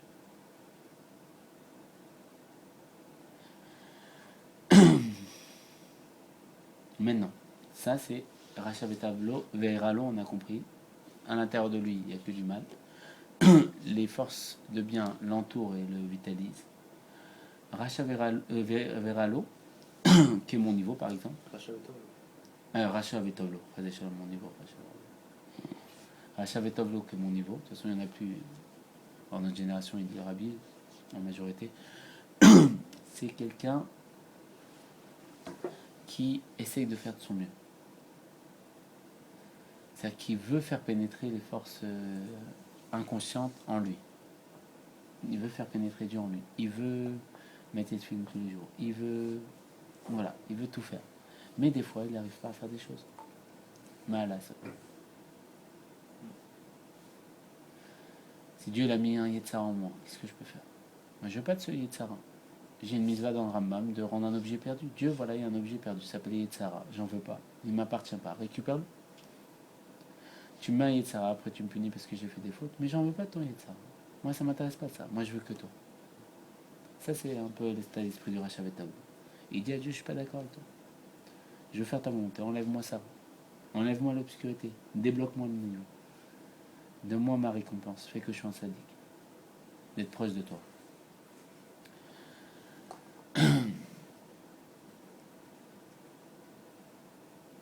Par exemple, pour dire pourquoi moi je me considère comme un Racha Vetablo, il y a une histoire. Il y avait Rabbi Hillel de Paris. Rabbi Hillel de Paris, c'était quelqu'un qui utilisait la Gemara toute la semaine. et Shabbat, il mettait un talit sur lui et il étudiait les kivs du Harizal, les écrits du Harizal, la Kabbalah. Et pensait être un tzaddik. Un jour, la Shgecha Pratit, elle a fait qu'un Sefer Tanya, un livre du Tanya, il tombe chez lui, arrive chez lui. Et quand il a lu, il a enlevé son talit, il a dit tzaddik, je suis pas. Alvaï Benoni. J'espère de Benoni. Et là, on comprend que c'est quelqu'un qui était tellement élevé qu'il étudiait toute la Gemara toute la semaine. Et la Kabbalah tout le Shabbat. Il n'était pas un Benoni. Alors, nous, combien plus? Alors, Benoni, c'est quoi? C'est quelqu'un qui ne faute pas, ni en pensée, ni en parole, ni en action. À chaque fois que le Yetzara. Alors, bien sûr, il faut définir qu'il y a deux âmes en nous, l'âme animale et l'âme divine. L'exemple du Tanya, c'est qu'il y a deux rois qui combattent pour une ville. La ville, ça s'appelle le corps. Et les deux rois, ils veulent gouverner le corps. L'âme animale, c'est l'âme qui est attirée vers la matérialité du monde. L'âme limitée, qui est attirée vers le monde, vers le plaisir du monde, c'est le Ra qui est en nous. Le Racha Veralo qui est en nous. Dans sa partie la plus inférieure, bien sûr. Parce que dans sa source initiale, elle a du monde. Parce qu'en vérité, elle est devenue...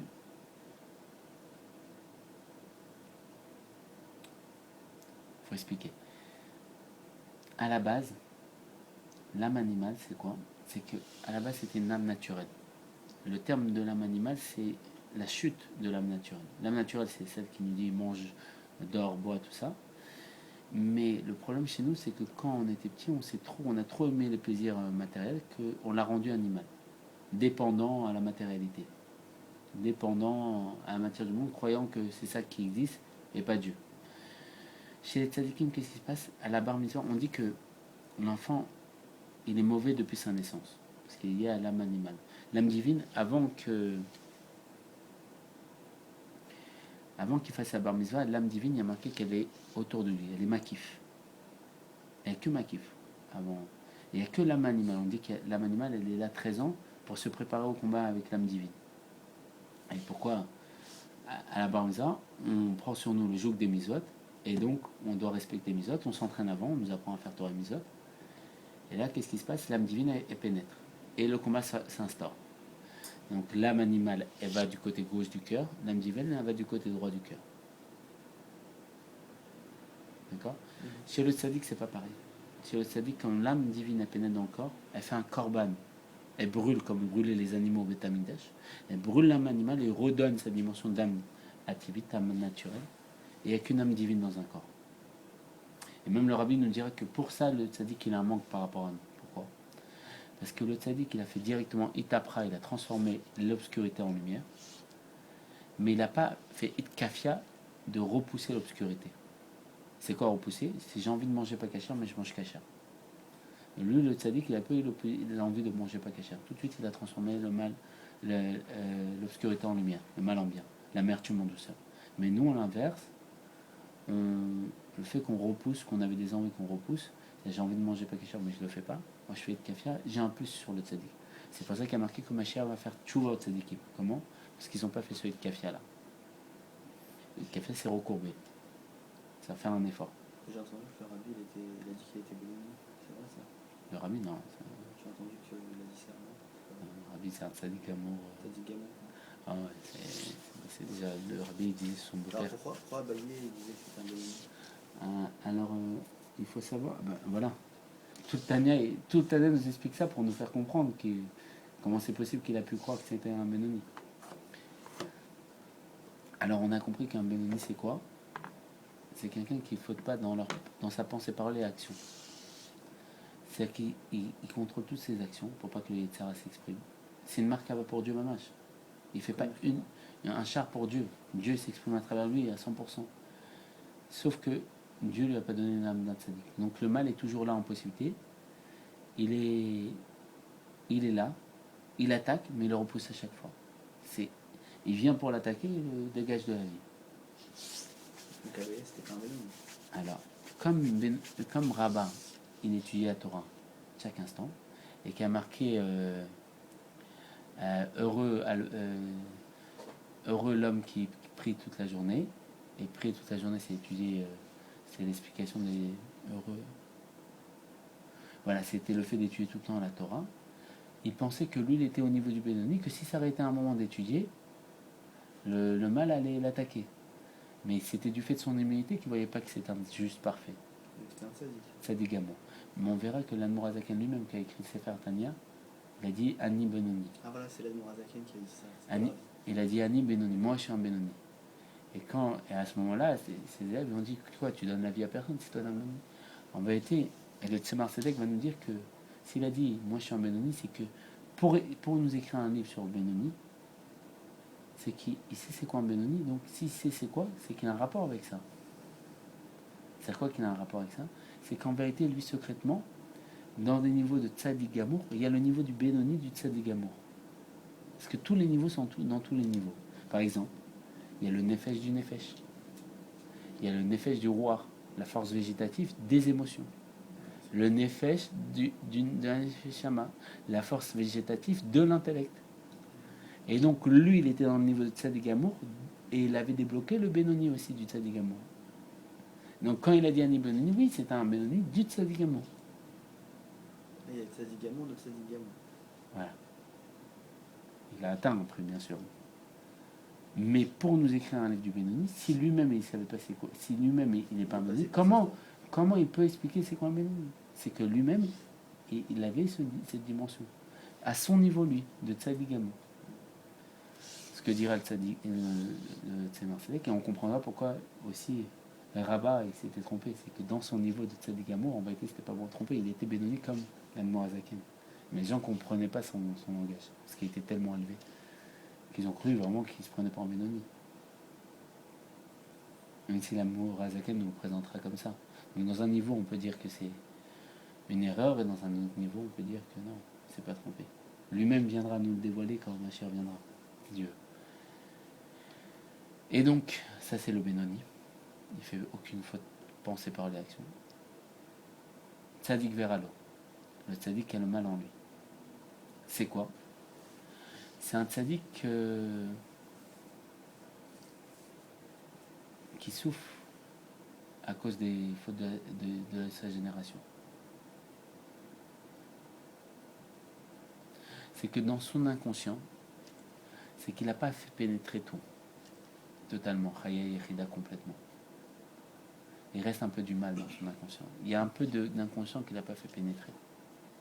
Le mal, c'est de ne pas avoir fait tout pénétrer, d'être une markava, d'être un cher complet pour Dieu. Absolu. À l'image du tzaddik Vetov, le tzaddik parfait. C'est comme s'il avait gagné la guerre, que le mal était en sommeil, mais il pouvait se relever à des moments. C'est-à-dire, il les a tous tués, mais ça peut se relever un jour. C'est pas mais ça se relève pas. C'est-à-dire, intérieurement, il n'a pas de pensée, de parole et d'action. Dans son niveau de Nefesh, je crois, en Neshama, et même si on peut dire, je pense aussi, il y a Chaya, il n'y a pas de mal. Ça pénètre en lui, c'est à l'intérieur de lui, et c'est totalement du bien. Il faut faire pénétrer le Yechida chez Benefesh. Il me semble comme ça. Et Tzadik Amour, il l'a fait pénétrer. Lui, il souffre à cause des fausses de la génération.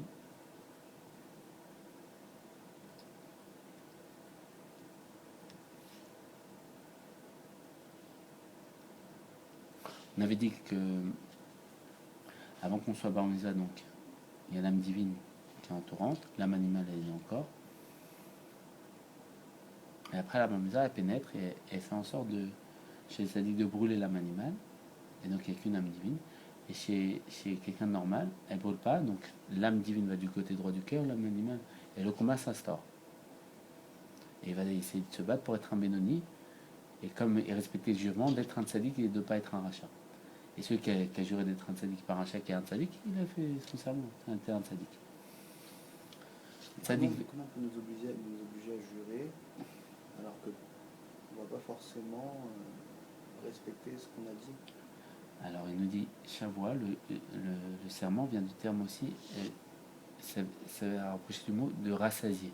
Le fait qu'on va jurer, Dieu il va pouvoir nous rassasier de force pour respecter ce jugement. C'est pour ça justement qu'il nous fait jurer, pour nous donner les forces de respecter.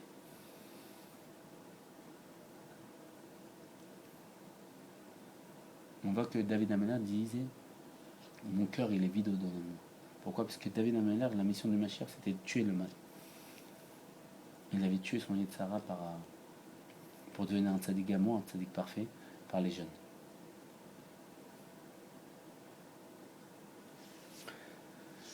Donc, tzaddik veralo. Il y a une question de Hamnouna Saba dans le Zohar qui pose la question à Eliyahu Navi. Est-ce que le tzaddik veralo, je me souviens un peu de la question, est-ce que c'est quelqu'un qui avait fait des fautes, ou je sais plus, et il pensait que c'est une des 70 façons d'expliquer dans la Torah. Eliyahu Navi, il lui avait dit non, c'est quelqu'un qui est, je sais plus c'est quoi, j'avais oublié.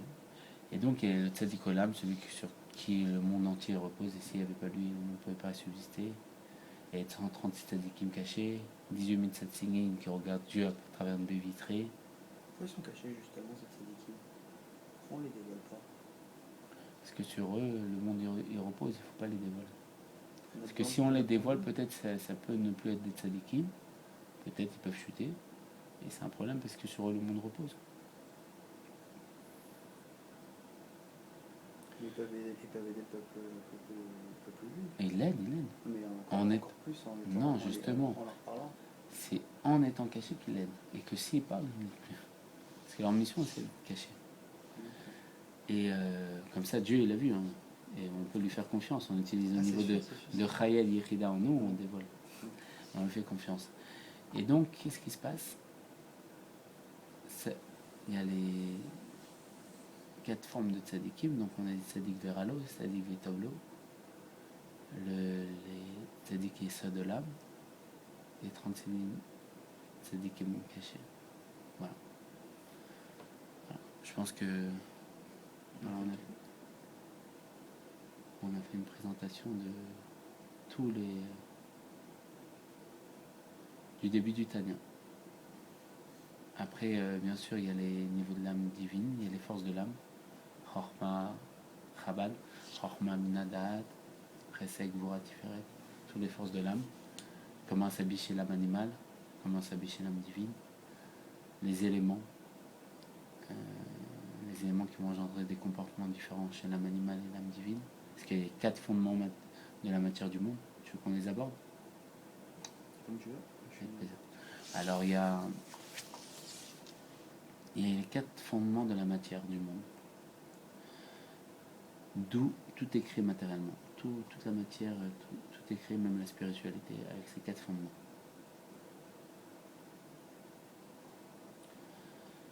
Il y a la terre. La terre, c'est l'élément le plus matériel. Comme l'exemple du Tanya, que si on prend une bûche et on la brûle, tous les autres éléments vont retourner à leur source. C'est-à-dire que l'air va retourner à sa source, le feu va retourner à sa source. L'eau aussi, elle va s'évaporer, mais donc la source du feu, elle est sous la lune. Et par contre, la cendre, elle va rester. C'est l'élément le plus matériel. La terre est liée chez l'âme animale, elle va s'habiller comme la tristesse. Et la tristesse, c'est une des forces du mal. Donc il faut vraiment repousser la tristesse. C'est une force du mal, vraiment. Et il y a la route, le fait d'être amer sur son sort et vouloir être amer pour se dépasser. Route, ouais. Être amer. Ça ressemble à la mer. Ouais. Ashgacha Prati, Dieu fait bien les choses. Ça fait en sorte d'être meilleure route, c'est. Je me dis, oh là là, il faut que je m'arrange et tout, et après ça me donne une joie après. Mais là, le rabbi dit qu'aujourd'hui on ne peut plus prier comme ça. Avant il y avait des livres entiers sur être amer sur son sort, vouloir voir comment je suis, Dieu, je veux m'arranger et tout. Et après ça engendre une joie pour m'arranger. Mais le rabbi, lui vient, après tout, tous les rabbins qui nous ont expliqué comment prier mes meilleures routes, il y a des livres entiers, il dit non, on ne prie plus comme ça parce qu'aujourd'hui on ne sait plus de différence entre la hassout, la tristesse et la meilleure route. Et comme la tristesse c'est les forces du mal, alors il faut prier Bessimcha. Et la simcha, elle est pour être guédère. Elle brise tous les barrières. La joie. Il faut prier avec la joie. Donc, dans l'élément de l'âme animale, ça va être la paresse. Ça s'habiller. L'élément de terre, c'est lié à la paresse, d'être fatigué. Parce que quand on prend un gobelet, on lâche, il tombe. Pourquoi? Parce que c'est à force d'apesanteur. Parce que la terre est liée à la paresse. D'être attiré toujours vers le sol, de se laisser aller, de retourner vers le sol, comme les gens qui partent. Enfin, ça peut dire qu'eux ils sont paresseux, mais c'est se descendre de la matière. Que se descendre de la matière, c'est se laisser aller, se reposer, ne rien faire. Ça, c'est l'élément de Hafar de l'âme animale. L'élément de Hafar, de poussière, donc c'est la paresse, la tristesse, tout ça. L'élément de poussière chez l'âme divine, c'est quoi?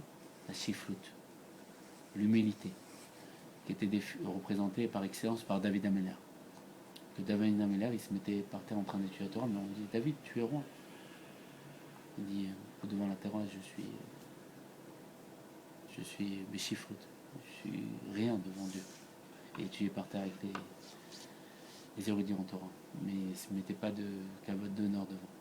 Ça veut dire que c'est mieux d'étudier par terre? Non, c'est pas dire que c'est mieux. C'est pour montrer la Nekuda, le point. C'est quoi la chifloute? C'est l'humilité, d'être humble. Aujourd'hui, c'est pas se mettre pas à terre, c'est quelqu'un que si quelqu'un qui soit humble. Le bon côté de l'élément de poussière, c'est de la fin de la terre, c'est d'être humble. Le mauvais côté, c'est d'être paresseux, triste. Ça s'habille comme ça chez l'âme animale, l'âme divine. Ça m'a fait rappeler qu'au début du Tanya, le Tanya il dit qu'il y a marqué qu'il faut le Sof Perek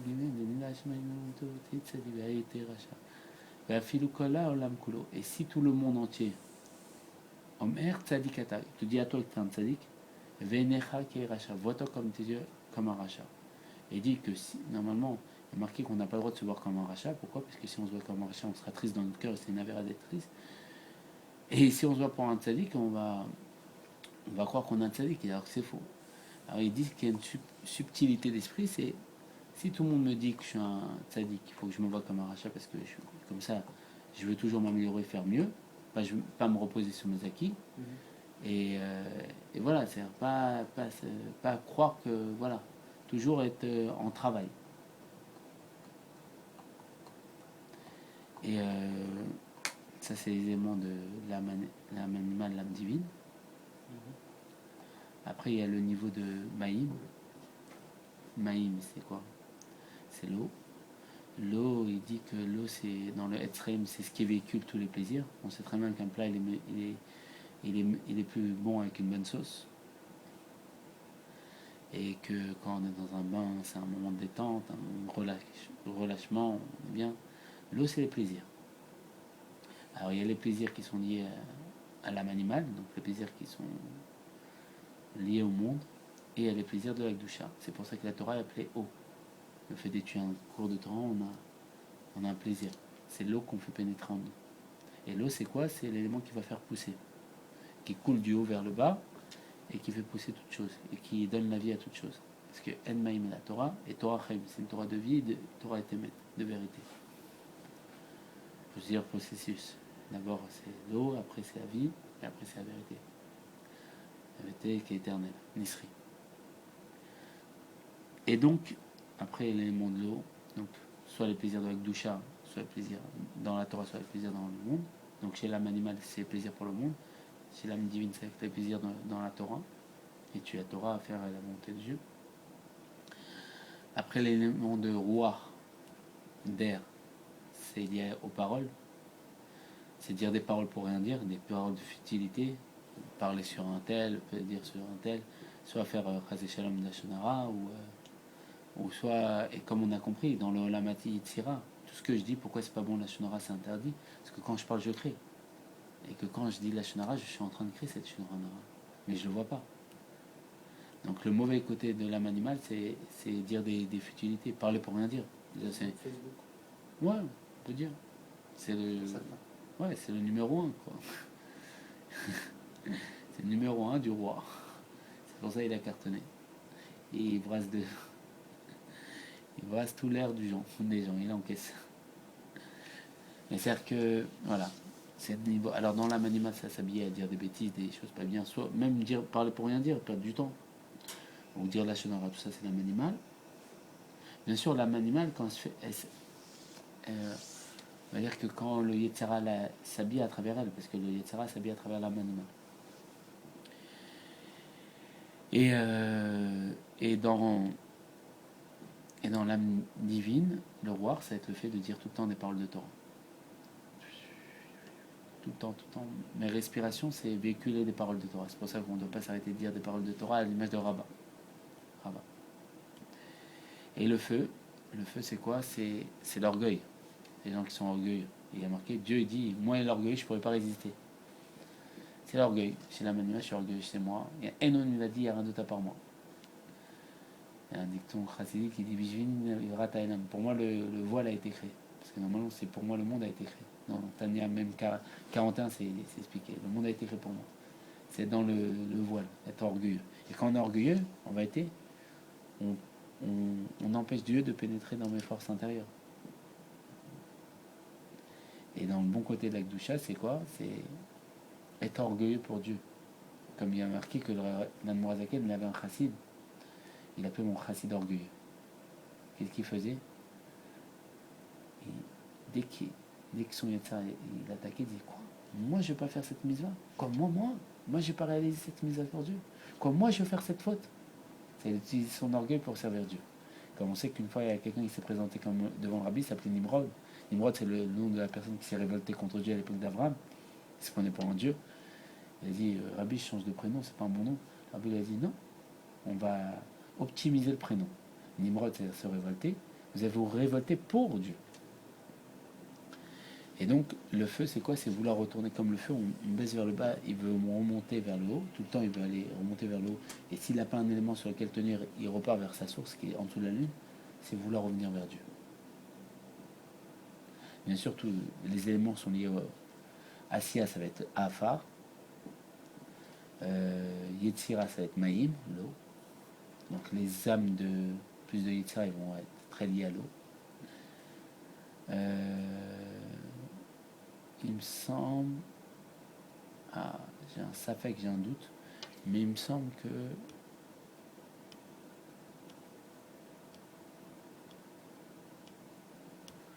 Je sais plus si Bria, en Bria, il y a le feu. Ou c'est en Atzilut, le feu. Non. Bria, c'est le feu. Et le roi, il me semble, c'est en Atzilut. Ou vice-versa. Le feu, c'est le roi, c'est en... Ça va, tu comprends en hébreu quand je dis? Le vent, c'est en Bria. Et le feu, c'est en Atzilut. Vice-versa, je sais plus. Bien sûr, il y a tous les éléments de la matière. D'où même, la matérialité, c'est en Asiya. Somméa, les plantes qui poussent en Yetzira. Donc on a compris ces 10 dimensions. C'est pas des choses qui sont loin. C'est ici. Le Maguid de Mezrich dit Atzilut, il est dans mes doigts. C'est ici. C'est juste des réseaux qu'on capte. On ne les ressent pas. Est-ce qu'il faut faire Torah Misot pour les ressentir? Si on ne fait pas Torah Misot, si j'ai pas le réseau, je capte pas. Oui, alors si on fait Torah Mitzvot, on ne le ressent pas. Il faut faire les 613 Misot. Et donc si on fait les 613 Misot, on capte. Mais pour pouvoir comprendre, il faut étudier la Torah. Ça, on peut capter sans comprendre. Ça, je capte Internet, mais je ne l'utilise pas. Comment je l'utilise? Il faut apprendre comment ça marche. Comment ça marche? C'est la Torah. La Torah, c'est l'enseignement. L'animal, comment on dit? Le Chai, il est en Bria. Et le Medaber, il est en Atzilut, l'homme. Ça, c'est les éléments de la matière. Maintenant, on va expliquer les forces de l'âme.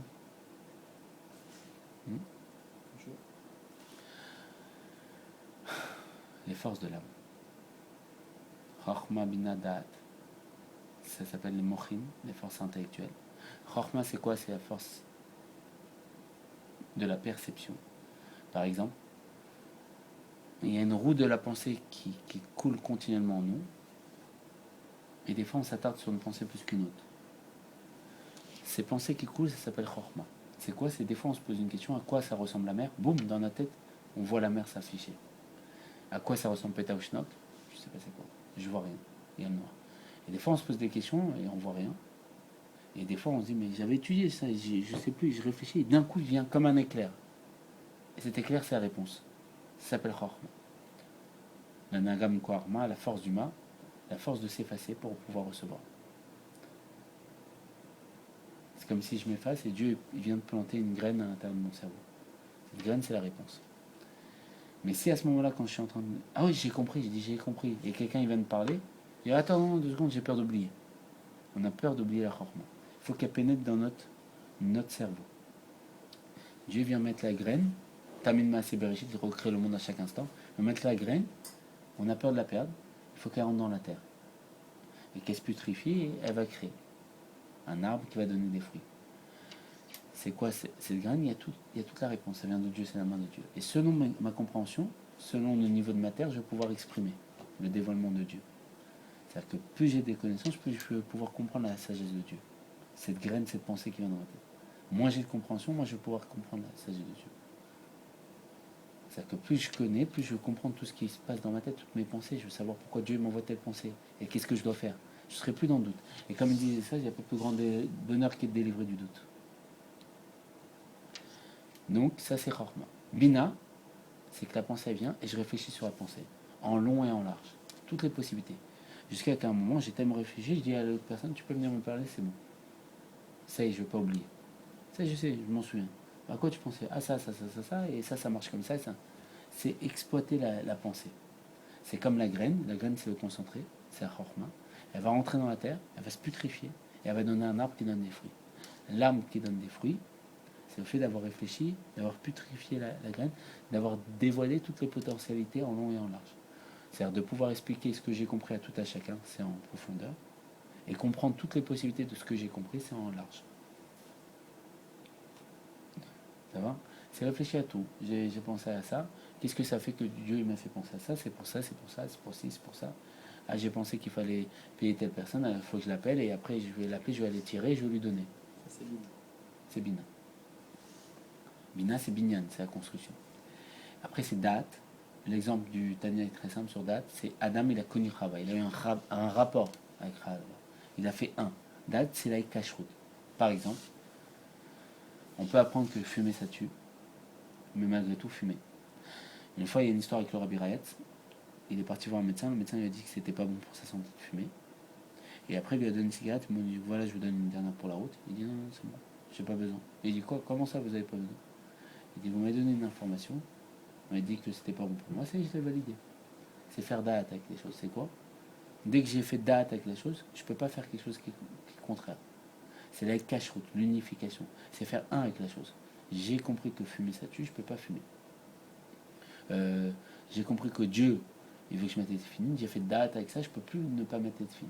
Je fais un avec la chose. C'est comme si l'extérieur s'habillait dans l'intérieur. Je suis complètement unifié. Comme un homme qui a un rapport. Il fait un, c'est un même corps. Ça, c'est date. Après, il y a ça c'est les mochim, ça s'appelle l'intellect. Si une personne elle continue de fumer, par exemple, Ouais. comme l'exemple, elle doit repasser par Chorma Bina pour arriver à date, ou bien elle va déjà passer par là, elle est obligée de tout refaire toutes les étapes. Non, juste, oui, effectivement. Non, elle peut passer Elle que. doit tout refaire le travail. Chorma, elle l'a fait. Elle peut passer pour Bina pour bien faire pénétrer date. Il faut bien réfléchir, il faut vraiment que ça la touche. Il faut que ça la touche. Pour la toucher, il faut réfléchir, il faut apprendre dessus. Parce qu'elle trouver un élément qui me touche. M'approfondir, jusqu'à ce que ça me touche. Donc ça veut dire que quand on fait pas une mitzvah, ça veut dire qu'on n'a pas bien approfondi Exactement. l'étude. Mais aujourd'hui, il y a tellement de mitzvot qu'il ne faut pas se prendre la tête. S'il y en a une que j'arrive pas à faire, je vais essayer d'en faire une autre que j'arrive à faire. Et le fait que je vais faire celle que j'arrive à faire, petit à petit, je vais me donner les forces pour pouvoir faire celle que j'arrive pas. Quand j'ai une mitzvah, c'est aussi une mitzvah Navera, quoi. Ouais, Navera. S'il y a une Navera que j'arrive pas à me retenir, ben je vais faire plus de mitzvot. Le fait que je vais faire plus de mitzvot, on a dit mitzvot, ça vient de Safta, un lien. Je vais m'attacher avec Dieu. Le fait que je vais m'attacher à Dieu, je vais faire pénétrer les makif et les forces entourantes à l'intérieur de moi, dans mon intérieur. Donc je vais me donner les forces de pouvoir faire ce que je n'arrive pas à faire. Je vais prendre des forces autre part. Si je m'attaque à elle et que je n'ai pas les forces de la combattre, c'est une perte de temps. C'est comme une épée dans l'eau. Alors je vais prendre des forces autre part pour pouvoir avoir les forces de l'attaquer. Et ça c'est Maminadat, ça s'appelle les Mochim. Et après, c'est l'intellect, les mers. Et après, il y a les sentiments. Les sentiments, c'est quoi? Bon, dans Chorma, il y a l'extériorité de Chorma, c'est le fait de percevoir. L'intériorité, la profondeur de Chorma, c'est le bitul. Pour comprendre, il faut écouter, il faut plus penser. Quelqu'un il m'explique quelque chose, si je pense à autre chose, je ne pourrais pas comprendre ce qu'il m'explique. C'est le bitul, mais facile. L'intériorité de Bina, parce qu'il y a toujours une extériorité et une intériorité, c'est la simcha, la joie. C'est que quand j'ai compris, je suis joyeux. Comme on dit, il n'y a pas plus grand bonheur qu'être délivré du tout. L'intériorité de Da'at, c'est Yehoud, l'unification, s'unir vraiment, faire plus qu'une seule chose, un même corps. Dans Chesed, il y a aussi une extériorité et une intériorité. On peut dire aussi que l'extériorité est liée à l'âme animale et l'intériorité est liée à l'âme divine. Il y a une troisième âme qu'on n'a pas présentée, qui fait le même outsa, le lien de transfert entre les deux, ça s'appelle le Nefesh HaSechli, l'âme intellectuelle. En vérité, l'âme intellectuelle, c'est un même outsa, un intermédiaire, pour que l'âme divine et l'âme animale puissent communiquer. C'est notre intellect, si on peut dire. Il y a l'âme animale. Oui, notre pensée, si on peut dire. Notre connaissance, si on peut dire. Il y a l'âme animale qu'on va une pensée, faire une bêtise. Toujours, c'est l'âme animale qui se présente. C'est comme un taureau, il fonce. Elle envoie une mauvaise pensée. Nous, on doit l'enlever. C'est l'âme intellectuelle qui va enlever la mauvaise pensée. Et l'âme divine, elle va envoyer une bonne pensée, on va la faire pénétrer. Toujours ce schéma. L'âme animale vient avec une mauvaise pensée, on l'enlève. Et l'âme divine nous dit la bonne pensée, on la fait pénétrer. L'âme intellectuelle, donc, c'est elle qui sélectionne. On va dire, c'est un peu nous, si on peut dire. Quand on s'est élevé de niveau. Sinon, on est plus l'âme animale. Parce que l'âme intellectuelle, elle est intellectuelle. Au début, on est dans les sentiments, on est dans les midotes. L'âme animale, c'est plutôt les émotions, les sentiments. C'est les sentiments. Les émotions. Mais ça n'empêche que l'âme animale a un intellect. L'intellect de l'âme animale, ça va devenir les sentiments de l'âme intellectuelle. En vérité, le schéma il est très simple. C'est du bas vers le haut.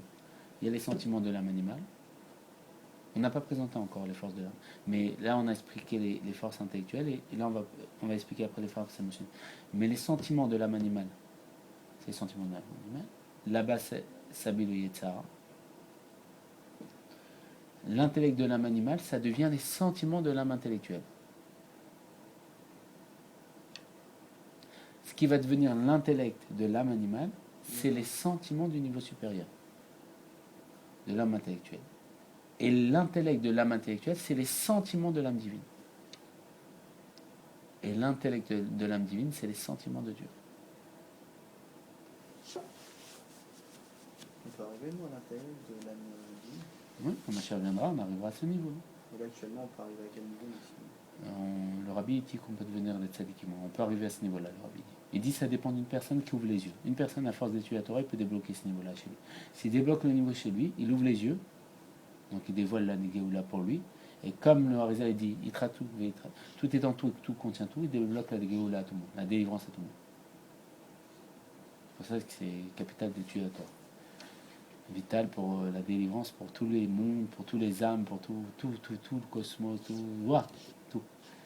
Donc on a expliqué, d'accord? C'est une parenthèse importante. Alors les sentiments. Chesed, bien sûr, chez l'être humain, côté droit du cerveau, qui est froid et humide, Chorma, côté gauche du cerveau, qui est chaud et sec, Bina, derrière le petit cervelet, Da'at, bras droit de l'homme fait référence à Chesed, la générosité, donc le niveau extérieur de... C'est quoi Chesed? Par exemple, non pas les impôts, mais l'État peut nous faire du chesed, nous donner des aides pour le loyer, ou donner, je ne sais pas, n'importe quelle aide pour les enfants pour aller dans des écoles privées, c'est du chesed. Mais c'est pas de l'amour. Quand ils y vont, ils ne font pas je t'aime, je te donne ça parce que je t'aime. Ils le font parce qu'ils doivent le faire. C'est une générosité, mais pas avec la profondeur. C'est une générosité qui est liée à l'extériorité. Donc plus à l'âme animale. L'âme divine, c'est être Ahava, faire les choses avec amour. C'est un père, ce qu'il va faire, il va acheter un cadeau pour son fils. Une mère qui aime son fils. Tout simplement. Donc c'est l'âme divine, toujours départir. Il y a tous les niveaux dans tous les niveaux. Côté gauche, Gvura, la rigueur, le bras gauche. Et dans Adam Arishon, c'était ça. Le bras droit de Adam Arishon, c'était Avraham Avinu. Le bras gauche de Adam Arishon, c'est Israël. Parce que l'âme générale du côté droit, c'est Abraham. L'âme générale du côté gauche, c'est Israël. Et pourquoi on met tous les jours les tefilin? Akeda, c'est les rattacher. Attacher Israël. Le bras droit, la générosité, Abraham, il attache Israël, il attache la rigueur. On est fait à l'image de Dieu. Donc, la gvura, la rigueur, c'est être rigoureux avec les autres. Et là, ça, c'est l'âme animale. C'est comme un taureau, il faut sur tout le monde, il fait des réflexions à tout le monde. Et la profondeur de l'âme de la rigueur, c'est, de la gvura, c'est la ira, la peur. La peur de ne pas faire assez devant Dieu. La peur. Ça, je fais plus de réflexions aux autres, j'ai la crainte de ne pas faire. C'est sur moi que je me fais des réflexions. La réflexion est toujours tournée vers moi. Très lié au prénom Ishaï. Parce que de Yud, c'est. Bon. Ouais. Yud, c'est. Et le buste, donc dans Adam Arishon, c'était Yaakov. Les péotes, c'était Ramban. Le buste, c'est Tiferet. Tiferet, c'est la beauté. Qu'est-ce qui est beau? C'est le buste. Qu'est-ce que le monde y met en valeur? C'est le buste. Les abdos, les pectoraux, tout ça, c'est beau. Ça, on veut le dévoiler. Tiferet, c'est la beauté. Et l'intériorité de la beauté, c'est quoi? C'est qu'en vérité, le buste, c'est quoi? C'est appelé que c'est la troisième main dans le Zohar. Comment? Il nous dit la main qui est forte. Parce qu'il nous donne un exemple très simple. Quand on porte quelque chose,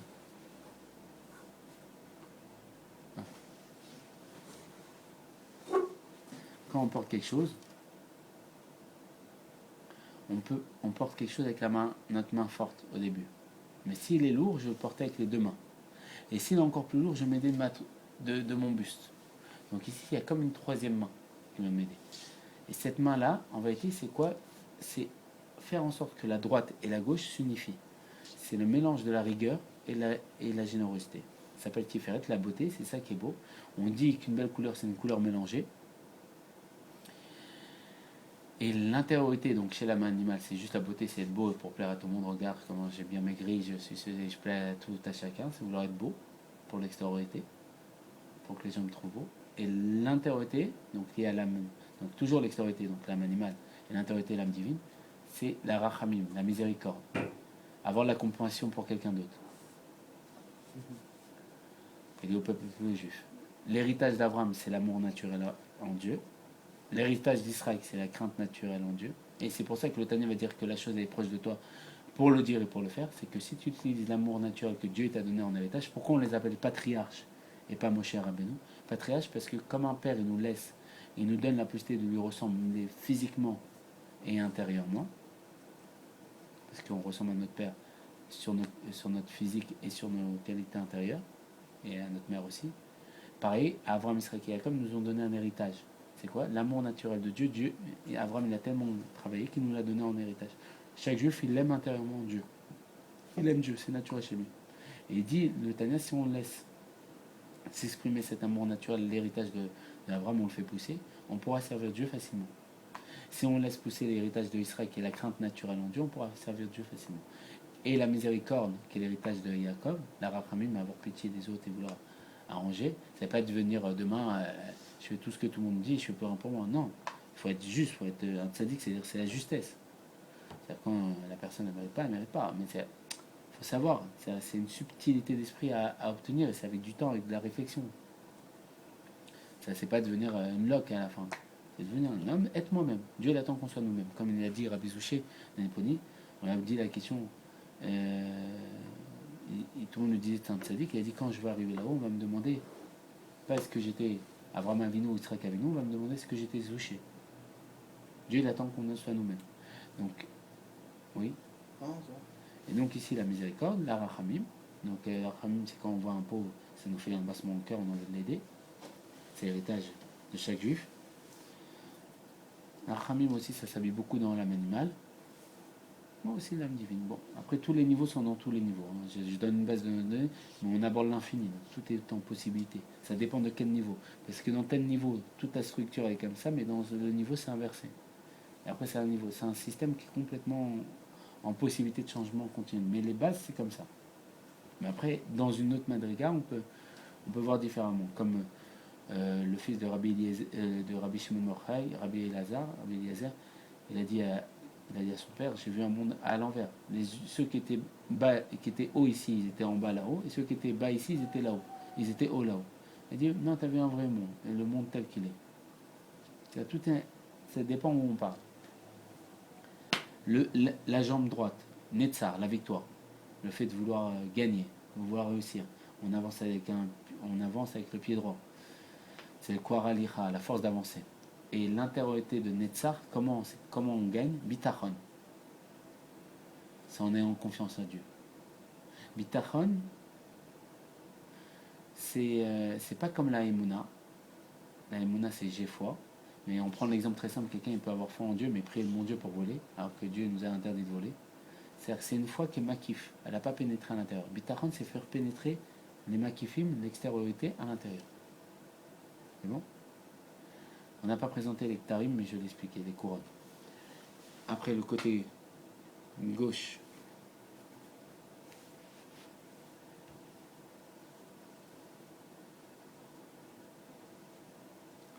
Le côté gauche. Bien sûr, quand ça s'habille dans les forces du mal, ça s'appelle les couronnes d'impureté. Les forces de l'âme, ça s'appelle plus les forces de l'âme, mais les couronnes d'impureté, parce que chaque force contient pas toutes les autres forces. Par exemple, la chorma, c'est que de la chorma. Je ne sais pas s'il y a la chorma, mais c'est plutôt les mitzvot. Le chesed, c'est qu'un chesed. C'est Agniem Lor, c'est moi qui veux gouverner. C'est moi, je veux imposer ma façon de voir. C'est le chesed de Klippa, par exemple, c'est Ishmaël. Ishmaël, à l'inverse d'Abraham, il recevait bien les gens. Et à la fin, quand ils avaient fini de manger, il leur dit allez avec ma femme. C'est la générosité, mais les forces du mal, c'est arrête Ishmaël, ça veut rien dire. Non, il faut être bon, moi je suis plus bon que mon père. Ça s'appelle, c'est que de la générosité. C'est-à-dire que dans le chesed, on dit que dans la Kedusha, tout est en possibilité, tout se mélange, tout s'unit. Ça s'appelle la shlimut, la perfection, et ça donne l'affichage d'un visage. Ça s'appelle le parsouf. Mais, par exemple, le chesed, c'est que du chesed. La rigueur, c'est que de la rigueur. Et ça ne contient pas les autres. Mais dans la Kedusha, chesed, il contient la rigueur. Et chesed, il peut contenir la harmonie. Il y a le chesed, comme on compte dans Sfirat HaOmer. Chesed et Gvura, chesed et Tiferet, chesed et Netzah. On compte chaque jour les sphirotes qui se mélangent avec les unes et les autres. Toutes les sphirotes se mélangent. Mais dans le Klippa, c'est que, dans les forces humaines, c'est que chesed. Je donne ma femme, je donne tout. N'importe quoi. Que rigueur, que Tiferet, que être beau, plaire aux autres. Que Nessar, c'est moi qui gagne. C'est pas grave si tu tues tout le monde. Tu vois? C'est tout à l'extrême. Od, c'est quoi? Pied gauche, c'est la candeur. La candeur, c'est quoi? C'est la majesté. C'est le Yehudi Pashut, le juif simple. C'est être simple, être naturel. Et il y a marqué que les forces du mal se nourrissent de ce niveau-là. Pourquoi? Parce que c'est quelqu'un de simple, qui est authentique à lui-même. On veut le changer, on veut le modifier. On veut lui donner notre affirmation, notre définition. À l'image du Baal Shem Tov qui disait que quand on prend un juif et qu'on ramène de Torah et Mizot, il faut faire attention. Il ne faut pas le changer, il faut le laisser tel qu'il est, avec sa personnalité. Od, c'est la simplicité. Et l'intériorité de Od, c'est la droiture et la sincérité. Yesod, c'est le Brit. Yesod, c'est pas une sphère en soi, c'est pas une mesure de dévoilement, c'est pas une sphère, un attribut divin en soi. C'est en vérité, c'est la réunion de chesed, de tout même. Chochma binadat, chesed gvura tiferet netzar od, en lui. Et ça devient le membre. Et lui, il lui donne une expression, il les unifie tous ensemble, et il donne une expression nouvelle, par le fait de tous les avoir unis. Donc, Yesod, Yesod, l'intériorité de Yesod, j'ai oublié. Yesod, c'est être sociable, se mélanger avec les autres, avoir un rapport avec les autres. Ah oui, Yesod, l'intériorité de Yesod, c'est émettre, c'est la vérité. Le fait d'unifier tout, c'est ça la vérité. C'est que chaque élément a sa place. C'est être vrai avec les gens. C'est créer des liens avec les autres, mais être vrai, pas être faux. Et Yesod, c'est quelqu'un qui, dans le côté de l'âme animale, il va être très sociable avec tout le monde, mais voilà quoi. Et il fait ça pour son image. Et le vrai Yesod, c'est fait ça pour l'autre. Il est vrai. Il n'est pas mytho. Et Malchut, qui fait référence à la parole ou à l'action, qui adhère à la force de l'âme, qui est lié au dévoilement, c'est le dévoilement. Le dévoilement de tout ça. Comment je vais exprimer toutes mes forces intérieures, mes émotions, en parlant. En les exprimant par la parole ou l'action. Et l'intériorité de la Malchut, bon, on a dit, hein, l'extériorité c'est toujours l'âme animale, si on peut dire, et l'intériorité c'est toujours l'âme divine. Et l'intériorité de la Malchut, c'est la chifloute, l'humilité. Maintenant, il y a les couronnes qu'on n'a pas expliquées. Les couronnes, c'est les forces inconscientes, les forces entourantes, ça c'est les forces conscientes. Prochaine fois. Alors, c'est 2 secondes. La première couronne, c'est la volonté, parce qu'on n'est pas toujours en état de volonté, parce que sinon on ne pourrait pas s'empêcher de dormir, on ne pourrait pas dormir, on ne pourrait pas quoi faire. Il y a marqué qu'il n'y a rien qui résiste à la volonté. Un niveau plus haut que la volonté, c'est le plaisir. Le plaisir, c'est un état de... Quand on est dans un moment de plaisir, on ne bouge pas, on est comme dans un état de néant. Et au-dessus du plaisir, ça s'appelle la Emouna. La Emouna, c'est quoi? On dit que c'est un plaisir supérieur. Comment ça se fait qu'on fait Torah et Mitzvot? Même des fois, on fait des prières, on ne supporte pas nos prières. C'est très dur de prier, et on a du mal à prier, et on n'aime pas prier, ça nous embête. Et à la fin, on est heureux. Pourquoi on est plus heureux? Parce qu'en vérité, la Emouna, c'est un plaisir supérieur. Il est tellement élevé le plaisir qu'on ne peut pas le ressentir. C'est un plaisir au-dessus du ressentiment. Et voilà, comment l'être est construit.